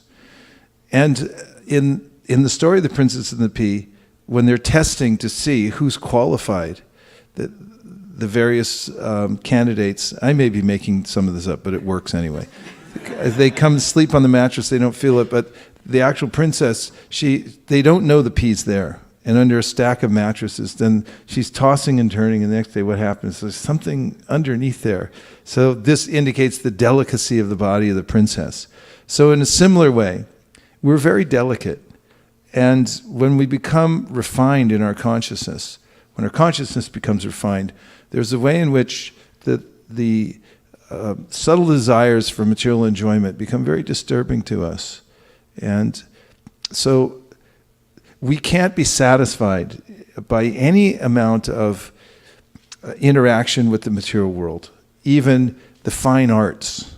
When you take, Prabhupada mentions in the Srimad Bhagavatam, the mode of goodness. There are fine arts and music and so forth. And even that, although it's in the mode of goodness, it can't satisfy us ultimately, only the pure devotional service. So you have to be aware of the fact that we won't get comfortable here in the material world only by taking shelter of the process of pure devotional service do we become fully comfortable. That's our constitutional position. And although it may sound like a difficult road, I mean, there may be a way in which, okay, well, how do I get there? It's actually very simple in one way. In another way, there's a lot of refinement to be done. But in another way, there's a simple switch that can be flipped. And once you flip the switch, then your life changes instantaneously. And that switch is mentioned by Srila Bhaktivinoda Thakur, and he says, Jiv Krishna Dash E Bishosh Korleto or Dukonai. And that is that just consider that I'm a servant of the Supreme Personality of Godhead, Krishna. And if you remember this and embrace it, and it's really our constitutional position, then you become immediately aligned. There's self-help gurus out there. I know, like Tony Robbins talks a lot about, ways in which to realign your consciousness, but through changing the way you're holding yourself and so forth. But the real alignment is in this. It's our attitude that I'm a servant. I'm not the master. Master means I'm trying to enjoy something here in the material world. But as soon as I think I'm a servant, then I feel relief. And as soon as one thinks I'm a servant of the Supreme Personality of Godhead, then one's properly situated. And as soon as one thinks I'm the servant of the servant of the servant of the servant, a million times removed of the Supreme Personality of Godhead, then one is situated in happy life. We welcome back Mukunda Dato Prabhu. Please give him a hand. Hare Krishna. He needs the mic too. He raised his hand. Shri Mukunda Dato. Shri Govinda Dato. Shri Govinda Dato. Everyone was looking for Mukunda Dato. Harish, I also adore Mukunda Datta for his nice kirtans. I was looking where is. Thank you so much for nice class, Babuji. I was just remembering along the same lines, like in Ramayana, when Lord Ram was going from Ayodhya and was sleeping at one place in Guhaka's place. So his friend Guhaka, he was repenting, like seeing Lord Ram sleeping on the grasses. Like he was repenting how he's a very great king and how the bhagya has turned, like all the destiny has turned and he's suffering, and he was just in anxiety kind of things. And Lakshman was awake and he consoled and he gave a lot of knowledge to Guhaka at that time in the night. And he was mentioning the same points, like all this like reversals or the fortunes and everything are seen as dream when seen from the one who is awakened in the consciousness. And the living entity is really considered to be awakened when they give up this desire for subtle and gross enjoyment in the material nature. So I was just remembering that point, that this material desire, when we give up them, then the living entity awakes in the material sense. And then these are seen just a dream passing through, it doesn't disturb us so much. Thank you so much. Oh yes, thank you very much. Otherwise, that dream can fully consume us, and it can go on for millions of lifetimes being absorbed in that. So in this one short lifetime as a human being coming in contact with devotional service, one should endeavor very strenuously to come to the point of pure devotional service. Lord Rishabhadeva says in the 5th canto, Nunam pramata kurite vikarma yadindriya prite aprinoti. That's sadhumanye yada atmanoyam asana bikleshada asadeha. He says that it's a big mistake to have taken birth in a material body. Don't compound it. Don't make it worse by getting more entangled. As Prabhupada put it very simply, he said, make the best use of a bad bargain. That's a kind of attitude. And so he says, you shouldn't have taken birth anyway, but since you have, do everything you possibly can to come out of this entanglement in the material world. Don't make it worse. Don't get re-entangled in the material world. That's a big mistake. So the Bhagavatam encourages us to go towards the path of pure devotional service. Yes.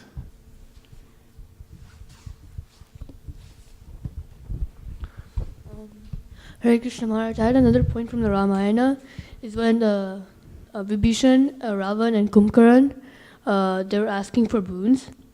And Kumbhakaran and Ravan... Microphone goes below the mouth, not above. There. Kumbhakaran and Ravan, they both got what they wanted, or what they said, but then it wasn't necessarily what they eventually wanted, was immortality. But Vibhishan, he only asked for devotional service, and Brahma gave him the boon of being immortal. There you go. Actually, I was just listening to a lecture of Prabhupada this morning, and he was saying if you take to this life of chanting Hare Krishna, you'll never want for anything. Everything will naturally come, and you'll live in a life of abundance. So the best business for anyone in this material world is to take up Krishna's business and close down one's other businesses. It doesn't mean that you don't continue to earn your livelihood. By having the intention of developing pure devotional service, that will eventually pervade all of your endeavors in the world. As much as possible, in a practical way, one can engage oneself in Krishna's business. And very fortunately for us, we have a very clear business plan laid out for us. Chaitanya Mahaprabhu was engaged in activities that everyone can relate to, as far as spreading the Sankirtan movement. There's employment for everyone. And if elected, I promise, jobs, jobs, jobs. Because in the Sankirtan movement, there's the mission statement to expand unlimitedly. And therefore, there are positions for everybody who wants to be a part of this. Prabhupada mentions in Kriyasu Yatach Charanada Vindayo in the Srimad Bhagavatam verse that this Kriyasu, working practically for spreading Krishna consciousness, is a way that one can become fully absorbed in Krishna's purpose, to become one with him. By taking up the mission of Sankirtan, you become one in purpose with Krishna. Because Krishna's ultimate purpose for the material world is to give everyone an opportunity to go back to Godhead. And if you simply cooperate with that mission, then you're also aligned with his purpose. So it's a very practical way in which one can control one's mind and get the full mercy of the Lord by joining Lord Chaitanya's mission of Sankirtan. So Chaitanya Mahaprabhu sent devotees out. He was eager that they go door to door. And the other day when we were in Alachua, we went out door to door. And as we were going along, we were reading from the 5th canto, and Prabhupada said in a purport, you should go door to door. So when there's something such a direct and clear and practical thing that one can do, one can just do it, and will feel the immediate results. First place we went was a little shopping mall, and there was an ice cream shop, or maybe it was yogurt or something else. I didn't really notice in detail what it was, but they were definitely selling some kind of ice cream type product. And there was one woman inside there working behind the counter, and going into some of these places, one doesn't know what the person is thinking or how they're going to take it. But Prabhupada wrote before he came to America that people in general are in their homes and they're thinking, when are Nitai and Gauri going to come and save me? And if you analyze it in an existential way, I mean, somebody working in an ice cream shop, they don't know where they came from, they don't know where they're going, They're just in a short interim period in their life, and it makes perfect sense to walk in and offer a Bhagavad Gita in such a circumstance, to give somebody some actual clear direction in life. So we did that based on the instructions, the examples of Srila Prabhupada and other great acharyas, that it's important to go out into the world and meet people. And you have to have a clear frame of reference to know that you're not disturbing anything. You're doing good. It's not a disturbance to the world because the world's already disturbed. It's not you that's disturbing it. If somebody thinks it's a disturbance, it's because they haven't understood what your purpose is. And Prabhupada wrote a letter, which I have on my wall at home. Some of you may have seen. And he described how the material world is like an insane asylum. And if you go to a place where people are mentally deranged and you spend some time, and I've done that myself, hopefully, I went to visit somebody. Everyone has an idea of, they have a misguided idea of who they are. Like some people, they think they're Napoleon, somebody else. My father was in an Alzheimer's home in Walnut Creek, so I used to go over and see him every couple days. And the people in there, including my father, had a misguided understanding about who they were and what was going on. So Prabhupada describes the whole material world as like that, because we're not actually the identities we've assumed. It's a mistake. So, and sometimes if you go into a place like that and you'll introduce something or talk to somebody, people might give you so many different kinds of reactions. Some of them even may be a violent reaction. But that doesn't mean you're doing the wrong thing. It just means you're doing your job. So we went into that ice cream shop, and the woman looked really busy as we were talking to her. And the more we talked, the more I explained what was in the Bhagavad Gita and gave details of what was in there, the more her mind started getting attracted to it. And that's one of the principles of Sankirtan. And if anything else, if you bring it up and you make it visible, then there's a possibility the living entity will get attracted to it. And the reason is that living entities are marginal energy. They can go anywhere, and they do.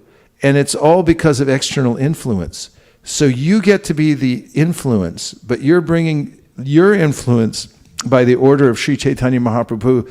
So they're getting influenced through you as representatives, as instruments from the internal potency.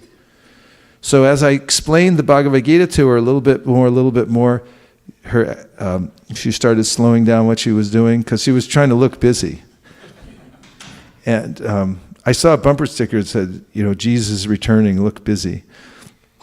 And so there was the way in which her mind started getting attracted to the book.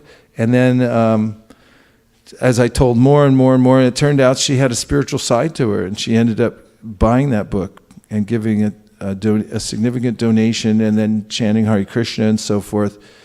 And so, it's just a lone ice cream shop. There was nobody else in there at the time. And we just took the chance to go in there, and then it made all the difference in the world.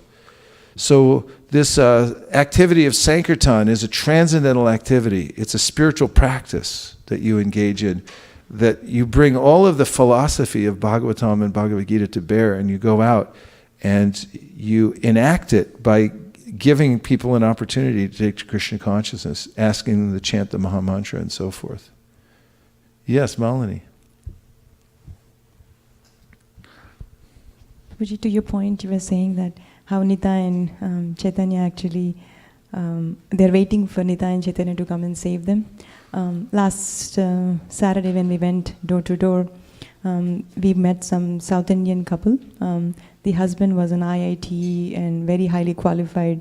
And when we went, they said, please come on in. And when we went and we were talking about Bhagavatam, the wife and husband said that just recently we were just thinking that the Greek mythology, they have volumes of books like encyclopedias and then other other faiths also have similar kind of books. How come our culture, Vedic system, doesn't have this kind of an encyclopedia? And then we said, when we told about the Bhagavatam in the end of the presentation, so we were saying, we request that you should take these books. He says, definitely, we were waiting for these books. Waiting for the books. And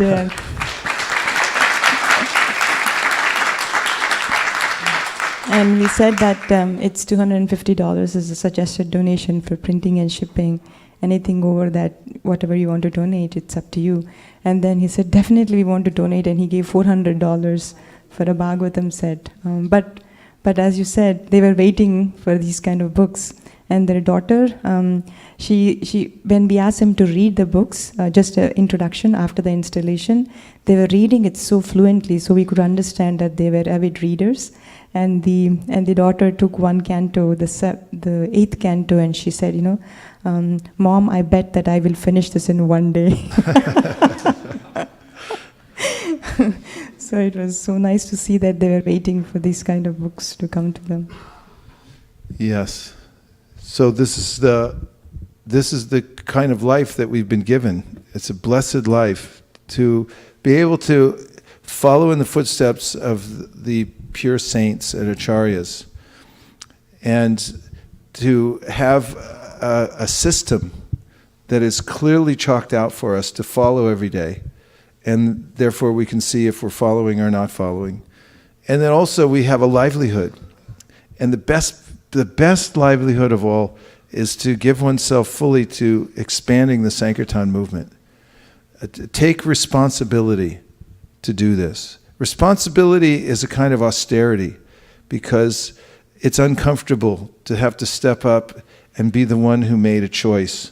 And then, because you can be criticized for making choices, somebody else will favor the other idea that you took, but do the best you can to spread the Sankirtan movement and take responsibility and become leaders in whatever department you're in. Become a leader by becoming, first of all, a really good follower, and then also using all of your talents and skills to expand the Sankirtan movement. That's the only game in town, actually, in Kali Yuga. Everything else is just, I could say some really heavy stuff to end the class. And I have before, but it's kind of a waste of time. Other things. They're necessary to keep body and soul together, and that's permitted. So no problem there. But one's heart and soul should be into the Sankirtan movement, preaching Krishna consciousness for the benefit of others. Then one will become happy and successful and abundant in all areas of life. And one should also cultivate pure devotional service and realize that any other benediction that you ask for, you will not be able to handle. You'll be the princess in the pea. You'll always feel uncomfortable no matter what you get, unless it's pure devotional service. Thank you very much. Om Tat Sat. Go Premanande, Nitai Gaura Hari Bo, Hari Bo, Hari Bo, Nitai Gaura Hari Bo, Nitai Gaura Hari Bo, Bo. Hari Bo, Nitai Gaura Hari Bo.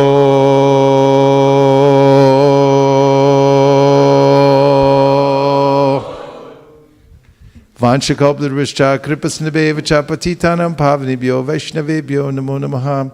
We held the Guru Puja early this morning. Therefore now it's time for prasadam. And I have to leave because there's the opening of our new, is it called preschool or daycare? Preschool. Opening of our new preschool, which is a huge new enterprise here at ISV. And I had promised Ananda Vrindavan in Bali that I would come over this morning immediately. In fact, I'm 2 minutes late and I'm really going to hear about it. So I have to leave right now, but I'll see you all a little bit later. And thank you very much. Hare Krishna.